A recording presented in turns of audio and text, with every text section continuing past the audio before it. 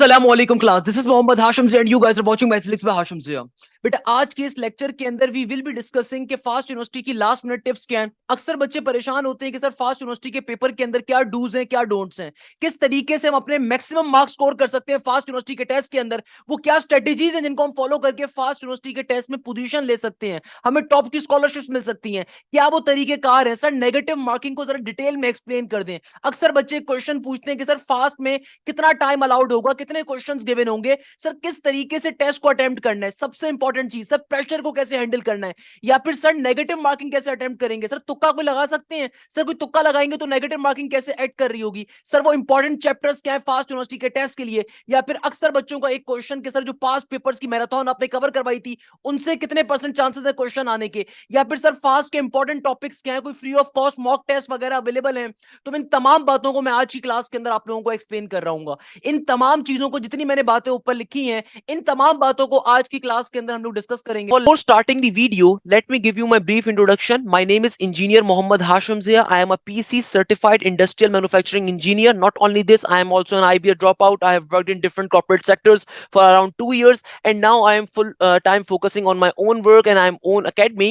So the point is that कि भाई we are preparing students for different professional colleges and institute here in Pakistan. From the last 10 years, Alhamdulillah, I have taught and trained more than 60,000 and 70,000 students plus for different professional institutes here in Pakistan. University के अंदर बेतहाशा मेरे शागिर्द exist करते हैं। From the last 8 years we have been preparing the students for the FAST university exams. अल्हम्दुलिल्लाह अल्हम्दुलिल्लाह बेतहाशा बच्चे फास्ट यूनिवर्सिटी के अंदर हमारे बैठे हुए हैं। हर साल हजारों बच्चे ना सिर्फ मेरे यूट्यूब से तैयारी करते हैं फास्ट यूनिवर्सिटी की, बल्कि हजारों बच्चे बैजेस के अंदर भी आके फास्ट यूनिवर्सिटी की तैयारी कर रहे होते हैं। उनमें से कई बच्चे हर साल टॉप पोजीशंस लेते हैं। तो उनके पर्सपेक्टिव से भी मैं बात करूंगा किस तरीके से आपने फास्ट के टेस्ट को एस करना है, किस तरीके से फास्ट का सॉफ्टवेयर बिहेव करता है। इन तमाम बातों को स्टार्ट करेंगे।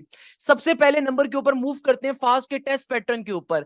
बेटा फास्ट यूनिवर्सिटी का जो टेस्ट पैटर्न है ना वो बहुत ही कॉम्प्लिकेटेड होता है, तो आपको पहले समझना पड़ेगा उसकी लॉजिकलिटी को कि भाई उसकी बैक साइड पे लॉजिक क्या चल रही है। देखो बेटा फास्ट यूनिवर्सिटी के अंदर इधर आप अप्लाई कर रहे हो बीबीए के लिए, बीएस के लिए, तो भाई फास्ट यूनिवर्सिटी की वेबसाइट के ऊपर आपको परसेंटेजेस के अंदर बताया जा रहा होता है कि भाई किस सेक्शन कितने परसेंट इन्वॉल्व हो रहा है। इसका मतलब क्या है, ये नंबर ऑफ क्वेश्चंस नहीं लिखे हुए बल्कि आपको एक रफ आइडिया दिया हुआ होता है। फॉर एग्जाम्पल वो तमाम बच्चे जो सीएस में अप्लाई कर रहे हैं, बेटा आपके टेस्ट के अंदर 10% इंग्लिश का पोर्शन होगा, ऐसे राइटिंग आपके पेपर में नहीं होगी, आईक्यू का पोर्शन 20% इन्वॉल्व होगा, बेसिक मैथ्स 20% इन्वॉल्व होगी, एडवांस मैथ्स 50% इन्वॉल्व होगी। ये उन बच्चों का है जो सीएस के अंदर या इंजीनियरिंग में अप्लाई कर रहे हैं। वाइल वो तमाम बच्चे जो बीबीए में या बीएस के अंदर या फिनटेक के अंदर या अकाउंटिंग एंड फाइनेंस के अंदर या फिर बिजनेस एनालिटिक्स के अंदर अप्लाई कर रहे हैं, उनके टेस्ट में 10% इंग्लिश होगी, ऐसे राइटिंग 15% होती है, एनालिटिकल स्किल्स एंड आईक्यू 25% है, बेसिक मैथ्स 50% है। देखो बेटा ये परसेंटेज के अंदर बताया हुआ है, नंबर ऑफ एमसीक्यूज नहीं है। नंबर ऑफ एमसीक्यूज कितने आएंगे मैं वो आपको डिफाइन कर देता हूं। देखो बेटा वो तमाम बच्चे जो सीएस के लिए टेस्ट दे रहे हैं, इधर आप एआई के लिए दे रहे हो, डेटा साइंसेस के लिए दे रहे हो, साइबर सिक्योरिटी के लिए दे रहे हो, तो भाई आपके टेस्ट के अंदर इंग्लिश के जो नंबर ऑफ एमसीक्यूज इन्वॉल्व होंगे वो 30 होंगे। 30 इंग्लिश के एमसीक्यूज होंगे। रिमेंबर दिस थिंग, मैं भी आपको गाइड करूंगा किस तरीके से पेपर अटेम्प्ट करना है, किस तरीके से फास्ट के सॉफ्टवेयर के अंदर सेक्शंस आएंगे, एमसीक्यूज आएंगे, वो बात की कहानी है। पहले आपको ये समझना पड़ेगा कि भाई टेस्ट पैटर्न क्या है। तो सीएस के अंदर अगर आप अप्लाई कर रहे हो, इंजीनियरिंग में अगर आप अप्लाई कर रहे हो इंजीनियरिंग के प्रोग्राम के अंदर, तो नंबर ऑफ एमसीक्यूज इंग्लिश के अंदर 30 आएंगे, क्योंकि इंग्लिश का वेटेज कितना है 10% का। तो एक एमसीक्यू जो नंबर ऑफ मार्क्स कैरी करेगा ये करेगा 0.3333, सही है ना। यानी कि आपके पास इंग्लिश का एक एमसीक्यू 0.333 के नंबर ऑफ मार्क्स कैरी कर रहा होगा। सिमिलरली देन आपके पास जो पोर्शन आएगा वो आएगा आईक्यू एंड एनालिटिकल स्किल्स का। इसके अंदर 20 नंबर ऑफ एमसीक्यूज आपके पास आ रहे होंगे। कितने एमसीक्यूज होंगे बेटा? 20 होंगे। और इसका वेटेज कितना होगा? 20% इसका वेटेज होगा। वेटेज देखो यहाँ पे गिवन है, कितना वेटेज है? 20% है। इसका मतलब क्या है? एक एमसीक्यूज एक मार्क्स कैरी कर रहा होगा, एक एमसीक्यूज एक आपके पास मार्क्स कैरी करता है, सही है ना। अच्छा, सिमिलरली हमारे पास देन जो पोर्शन आएगा वो बेसिक मैथ्स का आएगा। बेसिक मैथ्स का मतलब क्या है कि भैया आपके पास सिंपल सीरीज के क्वेश्चन आ जाएंगे, सिंपल आपके पास अल्लाह भला करे जनरल मैथ्स के अंदर आपके पास प्रॉफिट लॉस की कंडीशन आ जाएगी, परसेंटेजेस के, अलजबरा के एंड सो ऑन।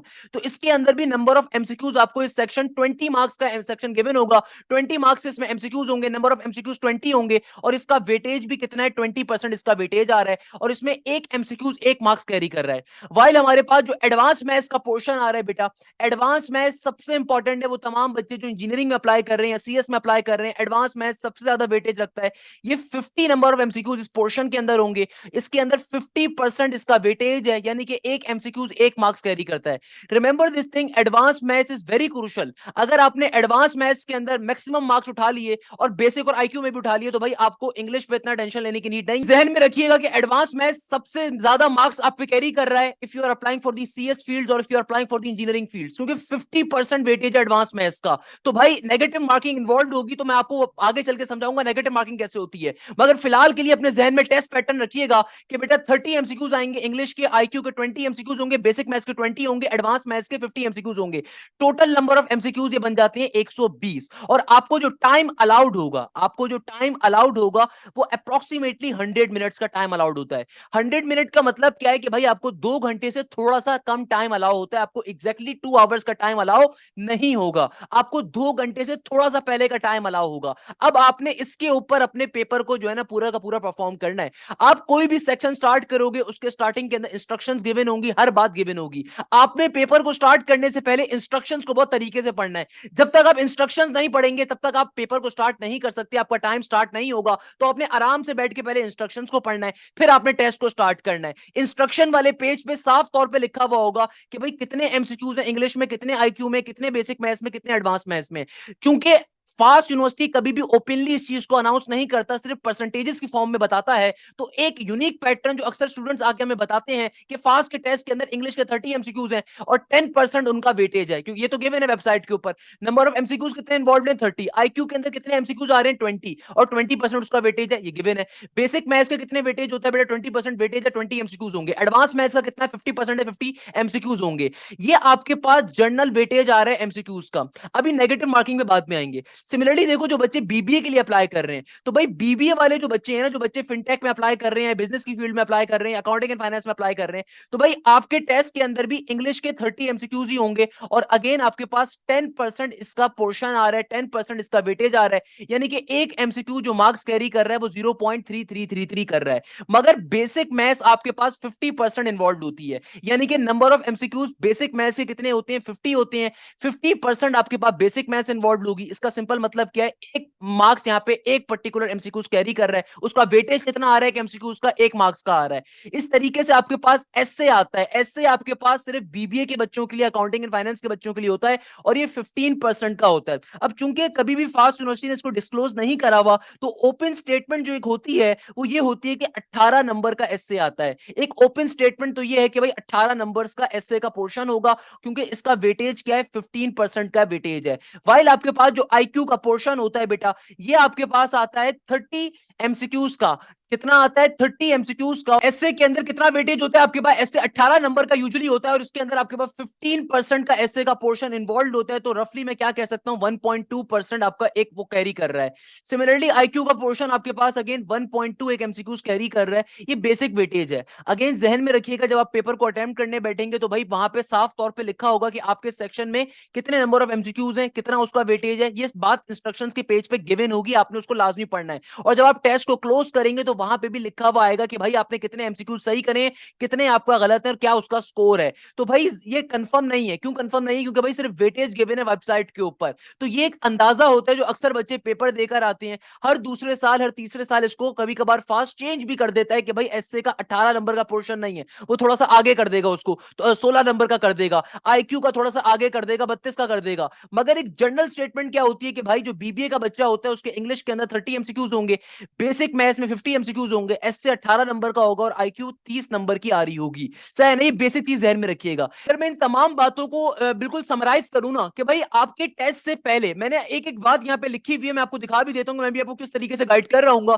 कि देखो जब आपका टेस्ट स्टार्ट होगा तो आपके पास इस तरीके से कुछ पेज आएगा। जब आप उसको एंटर करोगे, लॉग इन करोगे आईडी पासवर्ड डालने के बाद, तो बेटा ये इंस्ट्रक्शंस का जो पेज आएगा ना, ये पढ़ना सबसे ज्यादा जरूरी है। इसमें सारी बातें लिखी हुई होंगी कि भाई आपके पास कौन कौन से सेक्शन इन्वॉल्व है, कि लेट सपोज अगर एडवांस मैथ्स का पोर्शन आ रहा है तो उसमें कितना टाइम आपको अलाउड किया गया है, उसमें कितने नंबर ऑफ क्वेश्चंस आ रहे हैं, उसका वेटेज क्या है, उसमें नेगेटिव मार्किंग है कि नहीं है। ये चूंकि पुराने फास्ट के पेपर्स का मैंने निकाला है बड़ी मेहनत से, तो भाई यहाँ पे नेगेटिव मार्किंग अभी अलाउ नहीं लिखा हुआ, although negative marking of fast के तमाम पोर्शंस के अंदर होती है, सही है ना। सिमिलरली आईक्यू के पोर्शन के अंदर कितने मिनट आपको अलाउ होंगे, कितने नंबर ऑफ क्वेश्चंस हैं, क्या उसका वेटेज है, नेगेटिव मार्किंग उसके अंदर अलाउ है, नॉट अलाउड है, सारी बातें लिखी भी होंगी। तो जब तक आप इसके ऊपर क्लिक नहीं करेंगे स्टार्ट टेस्ट के ऑप्शन के ऊपर, जब तक आप लोग स्टार्ट टेस्ट के इस ऑप्शन पे बेटा क्लिक नहीं करेंगे तब तक आपका टेस्ट स्टार्ट नहीं होगा। तो आपने इसको पढ़ना बहुत जरूरी है, याद रखिएगा, ये सबसे इंपॉर्टेंट काम है। तो भाई स्टार्टिंग के अंदर आपको number of questions, number of चीजें, सारी बातें बताई जाएंगी, इस चीज को ध्यान में रखिएगा। अब देखो बेटा टेस्ट डे की इंस्ट्रक्शंस क्या है। सबसे पहले नंबर के ऊपर आपको एक लॉगिन आईडी आपके एडमिट कार्ड के ऊपर गिवन होगी। आपको एक लॉगिन आईडी आपके एडमिट कार्ड के ऊपर क्या होगी, गिवन होगी, और उसका पासवर्ड आपको वहीं पे जो एडमिन होगा ना, जो आपके वहां पे एग्जामिनेशन हॉल के अंदर इन्विजिलेटर होगा, वो आपको पासवर्ड बताएगा। वो आपको बताएगा आपने किस तरीके से कंप्यूटराइज टेस्ट के अंदर अपने पेपर को अटेम्प्ट करना है। देखो ये चीज बड़ी इंपॉर्टेंट है, अक्सर बच्चों को पता नहीं होती, वहां जाके कंफ्यूज हो रहे होते हैं। भाई आपका जो एडमिट कार्ड है उसके ऊपर एक AMR नंबर लिखा हुआ होगा, मैंने इस बच्चे का जैसे हाइड करा हुआ था ऊपर, तो भाई आपको एक गिवन होगा, क्लियर है। उसका जो पासवर्ड होगा, जो आपके टेस्ट का पासवर्ड होगा ना, वो आपको वहीं पे एग्जामिनर कहेगा। अगर ईमेल लिखने को कहता है तो आपको आपकी ईमेल याद होनी चाहिए जिससे आपने अपना टेस्ट को फिल आउट किया था। अक्सर बच्चे गलती क्या करते हैं, बाद में आके फिर मुझसे पूछ रहे होते हैं, सर वो टेस्ट के अंदर ईमेल डालनी थी, मैंने गलत ईमेल डाल दी। तो भाई जिस ईमेल से आपने अपना टेस्ट फिल आउट करा है, खुदारा उस ईमेल को याद कर लीजिएगा, नहीं तो एडमिट कार्ड के ऊपर कहीं पे लिख लीजिएगा, बल्कि एडमिट कार्ड पे मत लिखिएगा, गलत बात होती है, कोई एग्जामिनेशन उसके ऊपर कोई एग्जामिनर जो है ना इशू क्रिएट कर सकता है। तो याद कर लीजिएगा भाई, ईमेल एड्रेस अगर आपका है तो आपको याद होना चाहिए। तो उसका जो पासवर्ड होगा ना, जो लॉगिन आईडी होगी, वो एग्जामिनर आपको बताएगा कि भाई आपके एडमिट कार्ड पे जो AMR नंबर लिखा हुआ है, इसको आपने अपने कंप्यूटर में डालना है। जैसे यहाँ पे मैं आपको दिखा देता हूँ, इस तरीके से आपके पास कैंडिडेट लॉगिन की इंफॉर्मेशन आ जाएगी। तो ये कैंडिडेट की जो लॉगिन आईडी होगी, आप यहाँ पे उसको एंटर करोगे, और पासवर्ड जो होगा ना, वो आपको आपके टेस्ट सेंटर के अंदर जो इन्विजिलेटर होगा वो प्रोवाइड करेगा, सही है ना। Confidential password it will be provided by you at the test centre, यानी कि आपको प्रोवाइड किया जाएगा। सेकंड नंबर के ऊपर सिर्फ आपके कीबोर्ड का काम बस यहां तक है कि आपने लॉगिन आईडी डालनी है, पासवर्ड डालना है, कीबोर्ड को उसके बाद पूरे टेस्ट में इस्तेमाल नहीं करना, सिर्फ माउस के जरिए सारा का सारा काम होगा। कैसे फास्ट का सॉफ्टवेयर वर्क करता है, किस तरीके से फास्ट के सॉफ्टवेयर के अंदर से क्वेश्चन हम लोग करेंगे, अभी हम सारी बातों को डिस्कस करेंगे, परेशान होने की जरूरत नहीं है। बस ये चीज ध्यान में रखिएगा कि भाई आपने सबसे पहले नंबर के ऊपर अपनी लॉगिन आईडी, अपना पासवर्ड यहाँ पे एंटर करना है और लॉगिन करना है। जब आप इसको लॉगिन करोगे ना बेटा, आपके सामने ये जर्नल इंस्ट्रक्शंस का पेज ओपन हो जाएगा। इसमें सारी बातें लिखी हुई है, कैलकुलेटर अलाउ नहीं है, फ्लॉपी डिस्क, CD कुछ भी अलाउ नहीं है।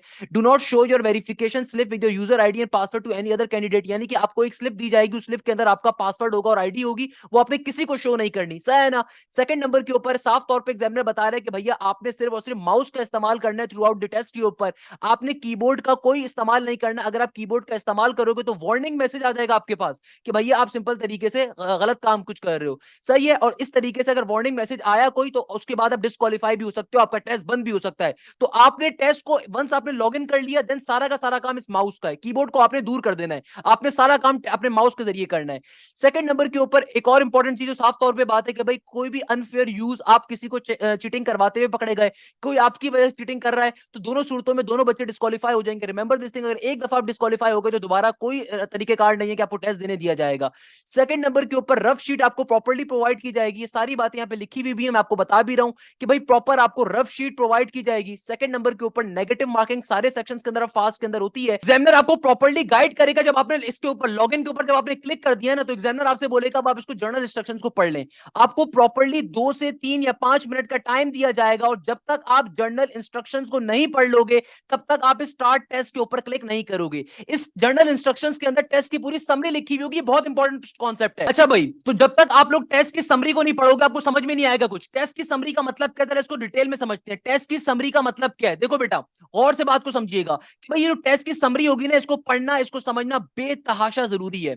सबसे पहले नंबर के ऊपर इसमें जैसे लिखा हुआ होगा कि आपके पास जो एडवांस मैथ्स है ना, उसमें आपको कितना टाइम अलाउड है। एडवांस मैथ्स में यूजुअली 50 मिनट्स का टाइम अलाउ होता है, और इसमें नंबर ऑफ क्वेश्चंस भी कितने होंगे, 50 होंगे। इसका वेटेज लिखा हुआ होगा कि इसका 1% का वेटेज है, और नेगेटिव मार्किंग अब तमाम पोर्शन के अंदर होती है, तो यस लिखा हुआ होगा। सिमिलरली आईक्यू के पोर्शन के अंदर आपको जो टाइम अलाउड होगा यूजुअली वो 10 मिनट्स का होता है, या बहुत से केसेस में 20 मिनट्स का होता है। नंबर ऑफ क्वेश्चंस आईक्यू के कितने होंगे, 20 होंगे, और आपके पास वेटेज इसका गिवन होगा कि भाई इसका वेटेज भी कितना है, 1% का वेटेज है, और अगेन नेगेटिव मार्किंग यहाँ पे भी अलाउड है। देन आपके पास जो दूसरा सेक्शन होगा वो होगा बेसिक मैथ्स का।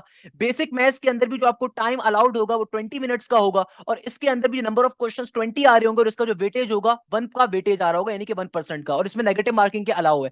इंग्लिश के पोर्शन के अंदर क्या होगा बेटा, इंग्लिश का पोर्शन यूजुअली 10 मिनट के लिए मिलता है बहुत से बच्चों को, या फिर इसके अंदर फास्ट कभी कभार टाइम एलोकेशन को चेंज कर देता है। कैसे करता है मैं भी एक्सप्लेन करता हूं कि इंग्लिश के पोर्शन के अंदर 10 मिनट्स का टाइम गिवन होगा, नंबर ऑफ एमसीक्यूज 30 होंगे, और आपके पास वेटेज आ रहा होगा 0.333 का। तो भाई टेस्ट समरी को पढ़ना क्यों जरूरी है, क्योंकि भाई फास्ट यूनिवर्सिटी कभी भी इसको प्री डिफाइंड नहीं रखता। हो सकता है आपके टेस्ट के दिन, या हो सकता है आपके ईयर के अंदर इसको चेंज कर दिया जाए कि भाई आईक्यू के अंदर वो टाइम दे देंगे आपको 15 मिनट्स का, इसी तरीके से आपको बेसिक मैथ्स में 15 मिनट्स का टाइम दे देंगे और इंग्लिश में आपको टाइम दे देंगे 20 मिनट्स का। एडवांस मैथ्स का टाइम यूजुअली फिक्स है, पिछले कई सालों से एडवांस मैथ्स के अंदर 50 मिनट्स का टाइम ही मिल रहा है, मगर आईक्यू के अंदर बेसिक मैथ्स और इंग्लिश के अंदर टाइम को चेंज करते रहते हैं। तो बहुत दफा आईक्यू के पोर्ट सेक्शन के अंदर 15 मिनट्स का टाइम देते हैं, बेसिक मैथ्स में 15 का टाइम देते हैं और बाकी जो रिमेनिंग 20 मिनट्स होते हैं इंग्लिश में दे देते हैं। आपका जो टोटल टेस्ट होगा ना बेटा वो 100 मिनट का टेस्ट है। 100 मिनट्स के अंदर आपको 120 नंबर ऑफ एमसीक्यूज को अटेम्प्ट करना है। रिमेंबर दिस थिंग, तो you have to be very smart. आपको स्मार्ट वर्किंग करनी है। आपको जिस क्वेश्चन के अंदर मसला है उस क्वेश्चन को अटेम्प्ट नहीं करना, पहले आपको उस क्वेश्चन को स्किप कर देना है। आपको जिस सेक्शन के अंदर प्रॉब्लम हो रही है उस सेक्शन के आसान क्वेश्चंस को अटेम्प्ट करना है। मैं भी एक्सप्लेन करूंगा किस तरीके से आपने पेपर को अटेम्प्ट करना है, मगर ये चीज जहन में रखिएगा कि बेटा जब आप लॉग इन करेंगे यहां पे आने के बाद तो आपके पास जर्नल इंस्ट्रक्शन का जो पेज आएगा, ये पेज सबसे इंपॉर्टेंट है, इसमें सारी बातें होंगी। और जो मेरिट कैलकुलेशन होगी ना वो उसके लिए भी ये चीज बड़ी इंपॉर्टेंट है, क्योंकि मेरिट कैलकुलेट करते हुए वेटेज वगैरह आपको मालूम होगा तो आपको समझ में आएगा। आगे चल के मैं एक्सप्लेन करूंगा कैसे क्या होता है। जो टेस्ट की समरी होगी ना इसको पढ़ना जरूरी है। सिमिलरली जो बीबीए का बच्चा होगा ना उसके भी टेस्ट के अंदर जैसे बेसिक मैथ्स 50 मार्क्स की आ रही है तो सारी चीजें लिखी होंगी। आईक्यू का पोर्शन कितने मार्क्स का आ रहा है, कितने एमसीक्यूज आ रहे हैं, कितना टाइम अलाउड है, इंग्लिश में कितना टाइम अलाउड है एंड सो ऑन। याद रखिएगा फास्ट के टेस्ट के अंदर जो सेक्शन होते हैं उनका डेजिग्नेटेड टाइम होता है। अगर आप इस चीज को गौर से समझो ना, इसका मतलब क्या है कि मैथ्स के अंदर आपको कितना टाइम अलॉट हो रहा है 50 मिनट्स का। इसका मतलब यह है कि भाई आपको विद इन 50 मिनट्स के अंदर ही एडवांस मैथ्स का पूरा सेक्शन कंप्लीट करना है। अगर आपने 50 मिनट से पहले कंप्लीट कर लिया तब भी कोई फायदा नहीं है, आप नेक्स्ट सेक्शन पे तो चले जाओगे मगर फिर वापस उस सेक्शन पे नहीं आ सकते। सिमिलरली आईक्यू का पोर्शन अगर 20 मिनट्स का है तो अक्सर बच्चे गलती क्या करते हैं, उन्हें पता ही नहीं होता कि जिससे भी उन्होंने पढ़ा होता है उन्होंने कभी गाइड ही नहीं करा होता कि भाई देखो फास्ट के टेस्ट के अंदर अगर आपको 50 मिनट दिए जा रहे हैं एडवांस मैथ्स के, तो भाई जब तक 50 मिनट पूरे ना हो जाए तब तक एडवांस मैथ्स के सेक्शन को छोड़ने की जरूरत नहीं है। पूरा टाइम दो सेक्शन के ऊपर। अक्सर बच्चे गलती क्या करते हैं, 30 मिनट के अंदर आधे क्वेश्चन कवर करे और अगले सेक्शन में भाग जाएंगे, अगले सेक्शन पे चले जाएंगे। अब बेटा याद रखिएगा एक दफा अगर आपने सेक्शन चेंज कर दिया तो आप वापस उस सेक्शन के ऊपर नहीं आ सकते। Remember this thing. हाँ ये नॉर्मल बात है कि भाई अगर आपका टाइम पूरा हो गया एक सेक्शन का तो ऑटोमेटिकली वो सेक्शन क्लोज हो जाएगा, नेक्स्ट सेक्शन ओपन हो जाएगा। आपके 50 मिनट पूरे हो गए एडवांस मैथ्स के ऊपर, या अगर आप बीबीए साइड पे अप्लाई करो आपके 50 मिनट पूरे हो गए बेसिक मैथ्स के ऊपर, तो ऑटोमेटिकली वो सेक्शन बंद होगा, नेक्स्ट सेक्शन ऑन हो जाएगा, कोई मसले की बात नहीं है। जब पूरा टाइम आपका एंड होगा ऑटोमेटिकली टेस्ट सबमिट भी हो जाएगा, उसमें परेशान होने की जरूरत नहीं है। Remember this thing. अक्सर बच्चे गलती जो करते हैं, जो मैं अक्सर बच्चों को समझाता हूं कि बेटा ये गलती नहीं करना, कुछ भी कर लो, कि भाई किसी भी सेक्शन को पहले खत्म मत कर देना। भाई आपके पास टाइम गिवन है हर सेक्शन का डेजिग्नेटेड। भाई आपने टेस्ट में सारे क्वेश्चन अटेम्प्ट नहीं करने, आपने वो क्वेश्चन अटेम्प्ट करने जो आपको अच्छे से आते हैं, जो आपको तरीके से आते हैं, क्योंकि तमाम सेक्शन में नेगेटिव मार्किंग इन्वॉल्व है। और फास्ट यूनिवर्सिटी की नेगेटिव मार्किंग क्या होती है, 0.25% की। इंग्लिश में 0.125 होती है, बाकी तमाम सेक्शन में 0.25 होती है। ये कैसे एक्ट करती है, कैसे वर्किंग करती है, इसको मैं आगे चल के भी एक्सप्लेन करूंगा कि फास्ट के हर क्वेश्चन के अंदर जो नेगेटिव मार्किंग होती है वो 0.25 की होती है। यानी कि मैथ्स में अगर आपने 4 क्वेश्चन गलत कर दिए ना तो आपका एक सही नंबर भी कट जाएगा। इंग्लिश में अगर आपने 8 क्वेश्चन जो है ना गलत कर दिए तो आपका एक सही नंबर भी कट जाएगा। इंग्लिश में होती है 0.125 की, बाकी तमाम सेक्शन में होती है 0.25 की। मगर मैं इसको आगे चल के मेरिट एक्सप्लेन करते हुए बताऊंगा कि नेगेटिव मार्किंग कैसे एक्ट करती है, वेटेज के रिस्पेक्ट से निकाली जाती है। तो बेटा देखो बहुत बेसिक कॉन्सेप्ट है, कोई मुश्किल बात नहीं है। स्टार्टिंग के अंदर जब टेस्ट को लॉग इन करो अपने आईडी पासवर्ड के ऊपर, थोड़ा सा टाइम लो, चीजों को ऑब्जर्व करो, देन उसके बाद आप टेस्ट को स्टार्ट करो। जब तक आप इसको तरीके से नहीं पढ़ोगे आपका टेस्ट स्टार्ट नहीं होगा अनलेस एंड अनटिल आप इस पे क्लिक ना करो। ये आपको मैं प्रॉपर वो सिस्टम दिखा रहा हूं जो सिस्टम फास्ट में आपके सामने आएगा, ताकि आप में से कोई भी बच्चा ऐसा ना हो जो पहले, असल में बच्चा क्या होता है पहली दफा कंप्यूटराइज्ड टेस्ट को देखते हैं घबरा जाता है, परेशान हो जाता है। भाई घबराने की जरूरत नहीं है, मैं इसीलिए आपके लिए एक एक स्निपेट निकाल के लेकर आया हूं कि आपके लिए बड़ी आसानी और बड़ी मेहनत से। अब देखो लेट सपोज आप अपना टेस्ट को स्टार्ट करते हो, याद रखिएगा कोई भी सेक्शन आपके पास पहले आ सकता है। फास्ट के अंदर ये एक गलत चीज है कि यार आप सेक्शन अपनी मर्जी से चूज नहीं कर सकते। यानी कि बेटा देखो अब होगा क्या, आप जब स्टार्ट टेस्ट के बटन पर क्लिक करोगे अपने माउस के जरिए तो इन चारों में से कोई सा भी सेक्शन पहले आ जाता है। अक्सर बच्चे गलतियां करते हैं, उनको लग रहा होता है कि शायद जो है ना उनकी मर्जी का सेक्शन पहले आएगा, नहीं फास्ट में ऐसा नहीं होता, कोई भी सेक्शन पहले आ सकता है। जैसे फॉर एग्जाम्पल यहाँ पे इंग्लिश का सेक्शन पहले आ गया। अब जरा इसको गौर से देखो, यहाँ पे साफ तौर पे लिखा हुआ होगा कि इंग्लिश के कितने क्वेश्चंस हैं। चूंकि पुराने एक पास पेपर से मैंने निकाला था, इसलिए यहाँ पे क्वेश्चंस की तादाद 10 लिखी हुई है। ऑल्दो फास्ट में अब 30 क्वेश्चन आते हैं दोनों जगहों पे, सही है ना। इंग्लिश के 30 क्वेश्चन आ रहे होंगे। यहाँ पे आपका कैंडिडेट नेम लिखा होगा कि भाई आपका प्यारा सा नाम क्या है, आपका रोल नंबर जो भी था वो यहाँ पे लिखा होगा। आपके पास उस सेक्शन में कितना टाइम बचा हुआ है वो यहाँ पे लिखा हुआ आ रहा होगा।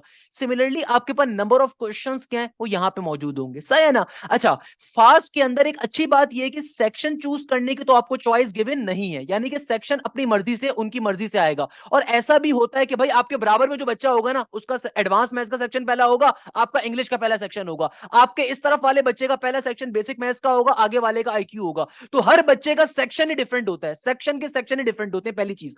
दूसरे नंबर पे सबसे अच्छी बात यह है कि भाई अगर आप क्वेश्चंस की आपको चॉइस गिवन है, यानी कि देखो ये इंग्लिश का पहला क्वेश्चन है, मुझे दिल नहीं जा रहा है इस क्वेश्चन को करने का, याद रखिएगा फास्ट में नेगेटिव मार्किंग मौजूद है। जैसे मैंने आपको कहा कि रफली नेगेटिव मार्किंग कितनी है फास्ट के अंदर, 0.25, जहन में इतना लेके चलो। ऑल्दो इंग्लिश के अंदर आपके पास 0.125 है, बट नॉर्मली 0.25 जहन में लेके चलो कि नेगेटिव मार्किंग एग्जिस्ट कर रही है। तो भाई आपने तुक्के नहीं मारने आसमान से उठ के कि भाई अपनी मर्जी से दिल चाह रहा है अक्कड़ बक्कड़ बम्बे वो आपने ए पे टिक लगा दिया कि भाई इसका आंसर क्या है। The set of two word below are related in some way, determine which of the answer choice below is a relationship similar to each other. Endure and saviour, आपने बोला कि भैया एंड्योर एंड सेवियर, एंड्योर का जूते का brand है, मुझे तो एंड्योर अच्छा लग रहा है, मैंने इस पे टिक लगा दिया फंड्स एंड कलेक्टर के ऊपर। भाई ऐसा नहीं करना, आपके नंबर कट होंगे। मेरी फास्ट के एकेडमिक के जो मैनेजर थे उनसे मेरी मुलाकात जब हुई थी, उसमें उन्होंने एक बड़ी मजे की बात बताई थी। उन्होंने कहा कि अक्सर बच्चे हमारे पास आते हैं, वो 120 आउट ऑफ 120 एमसीक्यूज को अटेम्प्ट करते हैं, और जब उनका नेट स्कोर निकलता है ना, फाइनल स्कोर, वो नेगेटिव का 2 नेगेटिव का 3 होता है, यानी कि उनका एक नंबर भी प्लस के अंदर नहीं होता, क्योंकि उन्होंने सारे क्वेश्चंस के आंसर गलत किए होते हैं। क्योंकि नेगेटिव मार्किंग एग्जिस्ट कर रही होती है, तो आपका स्कोर नेगेटिव में फॉर्म हो रहा होता है। तो याद रखिएगा आपने इंटेलिजेंटली वर्क करना है। आपको एक क्वेश्चन का आंसर नहीं आता, आप स्किप फॉरवर्ड कर दो, कोई मसले की बात नहीं, आप स्किप फॉरवर्ड कर दो। एक चीज जहन में रखिएगा, आपके पास जैसे इंग्लिश का सेक्शन है, इसमें आपको टाइम अलाउड है फॉर एग्जांपल 20 मिनट्स का। तो भाई आप अगर एक क्वेश्चन अभी नहीं आ रहा उसको स्किप कर दो, पहले आसान क्वेश्चंस को अटेम्प्ट करो।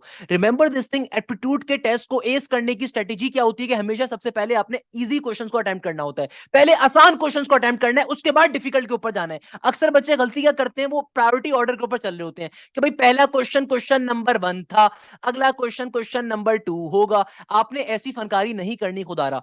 याद रखिएगा आपको अगर पहला क्वेश्चन डिफिकल्ट लग रहा है, चाहे वो इंग्लिश में है, चाहे वो बेसिक मैथ्स में, चाहे वो एडवांस मैथ्स में, चाहे वो आईक्यू के अंदर है, किसी में भी है, आपको क्वेश्चन मुश्किल लग रहा है, उस पे लानत भेजो, आगे बढ़ जाओ। मैं बहुत कैटेगोरिकली बच्चों से कहता हूं कि भाई ये पहला क्वेश्चन आ रहा है, आपने ऑर्डर वाइज नहीं चलना। आपको ये क्वेश्चन डिफिकल्ट लग रहा है, आप स्किप फॉरवर्ड कर दो, आगे कर दो, सही है ना। अच्छा, सबसे अच्छी बात क्या है, मैं आपको एक ट्रिक बताता हूं। आप स्किप फॉरवर्ड करते करते करते सबसे लास्ट में जब जाओगे ना, तो आपके पास नेक्स्ट सेक्शन का ऑप्शन आ रहा होगा, तो आपने इस पे टिक मत कर देना भाई। आप क्या कर सकते हो, आप एक स्ट्रेटेजी को अपनाओ, आप स्किप फॉरवर्ड करो, पहला क्वेश्चन, फिर दूसरा, फिर तीसरा, फिर चौथा, फिर पांचवा, सारे के सारे ऐसे कर दो। तो यहां पे देखो एक ऑप्शन मौजूद है व्यू अनआंसर्ड क्वेश्चन का, तो आपके पास प्रॉपर टैब ओपन हो जाएगा कितने आपके जो है ना अनआंसर क्वेश्चंस हैं। ये भी एक बड़े मजे की चीज होती है कि भाई देखो ये व्यू अनआंसर क्वेश्चंस का मतलब क्या है। जो इंटेलिजेंट बच्चे होते हैं ना उसको फॉलो करते हैं। मैं हमेशा अपने बच्चों से कहता हूं इस चीज को फॉलो कर लो कि भाई जैसे ही आपको सेक्शन आपका स्टार्ट हो रहा है ना, लेट सपोज आपका एडवांस मैथ्स का सेक्शन स्टार्ट हो रहा है, तो भाई आप एक ट्रिक को अपनाओ कि आप स्किप फॉरवर्ड करो, स्किप फॉरवर्ड फॉरवर्ड करते करते आप 10 15 20 क्वेश्चन आगे चले जाओ, और फिर व्यू अनआंसर के ऊपर जब जाओगे ना, तो आपके पास लिस्ट ऑफ क्वेश्चंस आ जाएंगे कि भाई पहला क्वेश्चन ये था, ये आंसर आपने नहीं दिया हुआ, इसका आंसर नहीं दिया, इसका नहीं दिया, इसका नहीं दिया, इसका नहीं, इसका नहीं दिया।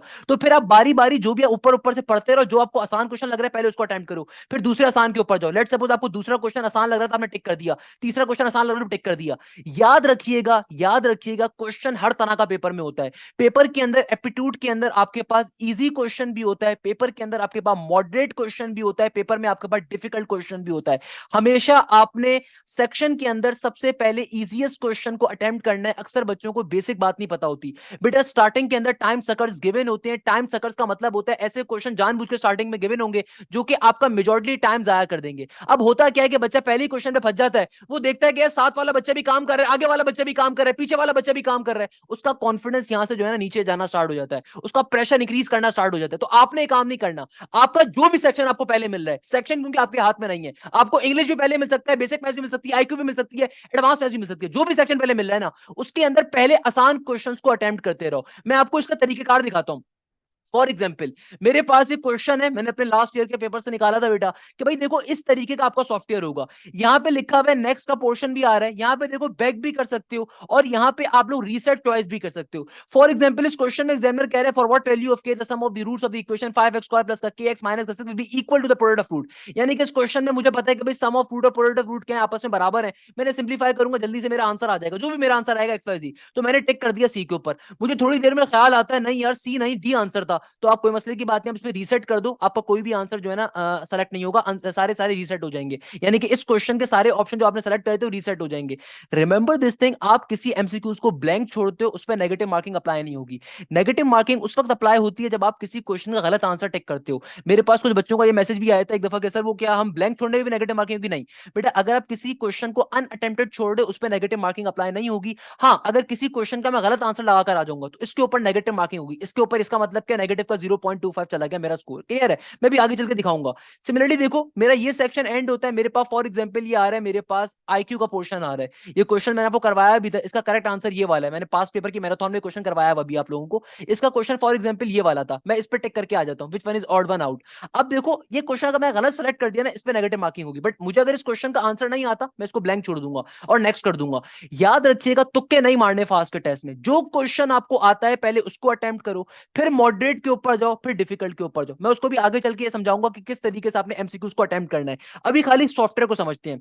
अच्छा भाई, जब आप सॉफ्टवेयर को अपने देख रहे हो ना बेटा, तो सॉफ्टवेयर के अंदर जब आपका उस सेक्शन के आप लास्ट किसी भी सेक्शन के जब आप लास्ट क्वेश्चन पे पहुंचोगे ना, तो वहां पे ऑप्शन मौजूद होगा नेक्स्ट सेक्शन का। जब आप नेक्स्ट सेक्शन पे टिक करोगे तो वो आपसे पूछेगा are you sure you want to go to the next section. तो अगर तो आपका टाइम अभी रिमेनिंग होगा तो आप यस कर सकते हो, आप खुद ही नेक्स्ट सेक्शन में चले जाओगे। अदरवाइज नो करने पे वापस आप उसी सेक्शन के ऊपर रहोगे। मेरी एक सिंपल सी एडवाइस, रिमेंबर माय एडवाइस, कि आपके पास जो भी सेक्शन है उसको उसका पूरा टाइम दें। ये ना करें कि आपके सेक्शन में टाइम अभी बचा हुआ था आप किसी और सेक्शन पे चले गए, क्योंकि वंस आपने अपना सेक्शन क्लोज कर दिया वापस उस पर नहीं आ सकते। आपने इंग्लिश को अगर क्लोज कर दिया वापस इंग्लिश में फिर नहीं आ पाओगे। आपने अगर एडवांस मैथ्स को क्लोज कर दिया वापस एडवांस मैथ्स में नहीं आ सकोगे।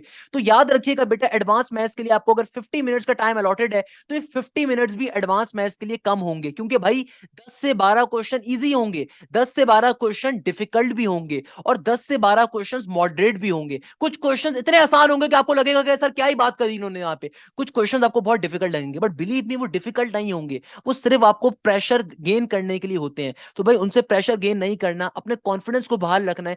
पहले हमेशा याद रखिएगा, जितना टाइम अलॉटेड है जिस सेक्शन का उसको उतने ही टाइम में अटेम्प्ट करो खुदारा। कोई भी ज्यादा आगे पीछे नहीं करने की जरूरत है, कहीं देखने की जरूरत नहीं है। जिस सेक्शन में जितना टाइम है उसको पूरा टाइम दो। उसके पीछे रीजन क्या है, देखो 50 मिनट भी एडवांस मैथ्स के लिए बहुत कम है, और बाकी सेक्शन में तो वैसे भी आपको 20-20 मिनट मिलेंगे, या 15-15 और 20 मिनट मिल रहे होंगे, तो वो उस सेक्शन के लिए ऑलरेडी कम है। तो अगर आप किसी सेक्शन को कम टाइम में सॉल्व कर पाए हो ना, इसका मतलब ये कि बेटा आपने कोई भंड मारा हुआ है। कोशिश करो कि भाई अगर आपने आपने कम टाइम में पूरे सेक्शन कंप्लीट कर भी लिया है ना, तो आप एक दफा अपने आंसर्स को रीचेक कर लो। भाई यहाँ पे व्यू अनआंसर्ड क्वेश्चंस पे चले जाओ, जो क्वेश्चंस आपने छोड़े हैं उनके ऊपर चेक कर लो, हो सकता है किसी का आंसर आपको समझ में आ जाए। एलिमिनेशन मेथड को अप्लाई करो, ये चीज मैं बहुत बताता हूं बच्चों को कि भाई किस तरीके से एमसीक्यूज की ट्रिक को अप्लाई करते हुए आप ओरिजिनल क्वेश्चन पे पहुंच सकते हो, इसको भी आगे चल के समझाऊंगा। खैर, वापस आते हैं। अब देखो, जब आप व्यू अनआंसर्ड क्वेश्चन पे टिक करोगे ना, तो आपके पास सारे क्वेश्चंस ओपन हो जाएंगे जो अनआंसर्ड क्वेश्चंस है। जैसे क्वेश्चन नंबर 1 है, क्वेश्चन नंबर 2 है, क्वेश्चन नंबर 3 है, क्वेश्चन नंबर 4 है।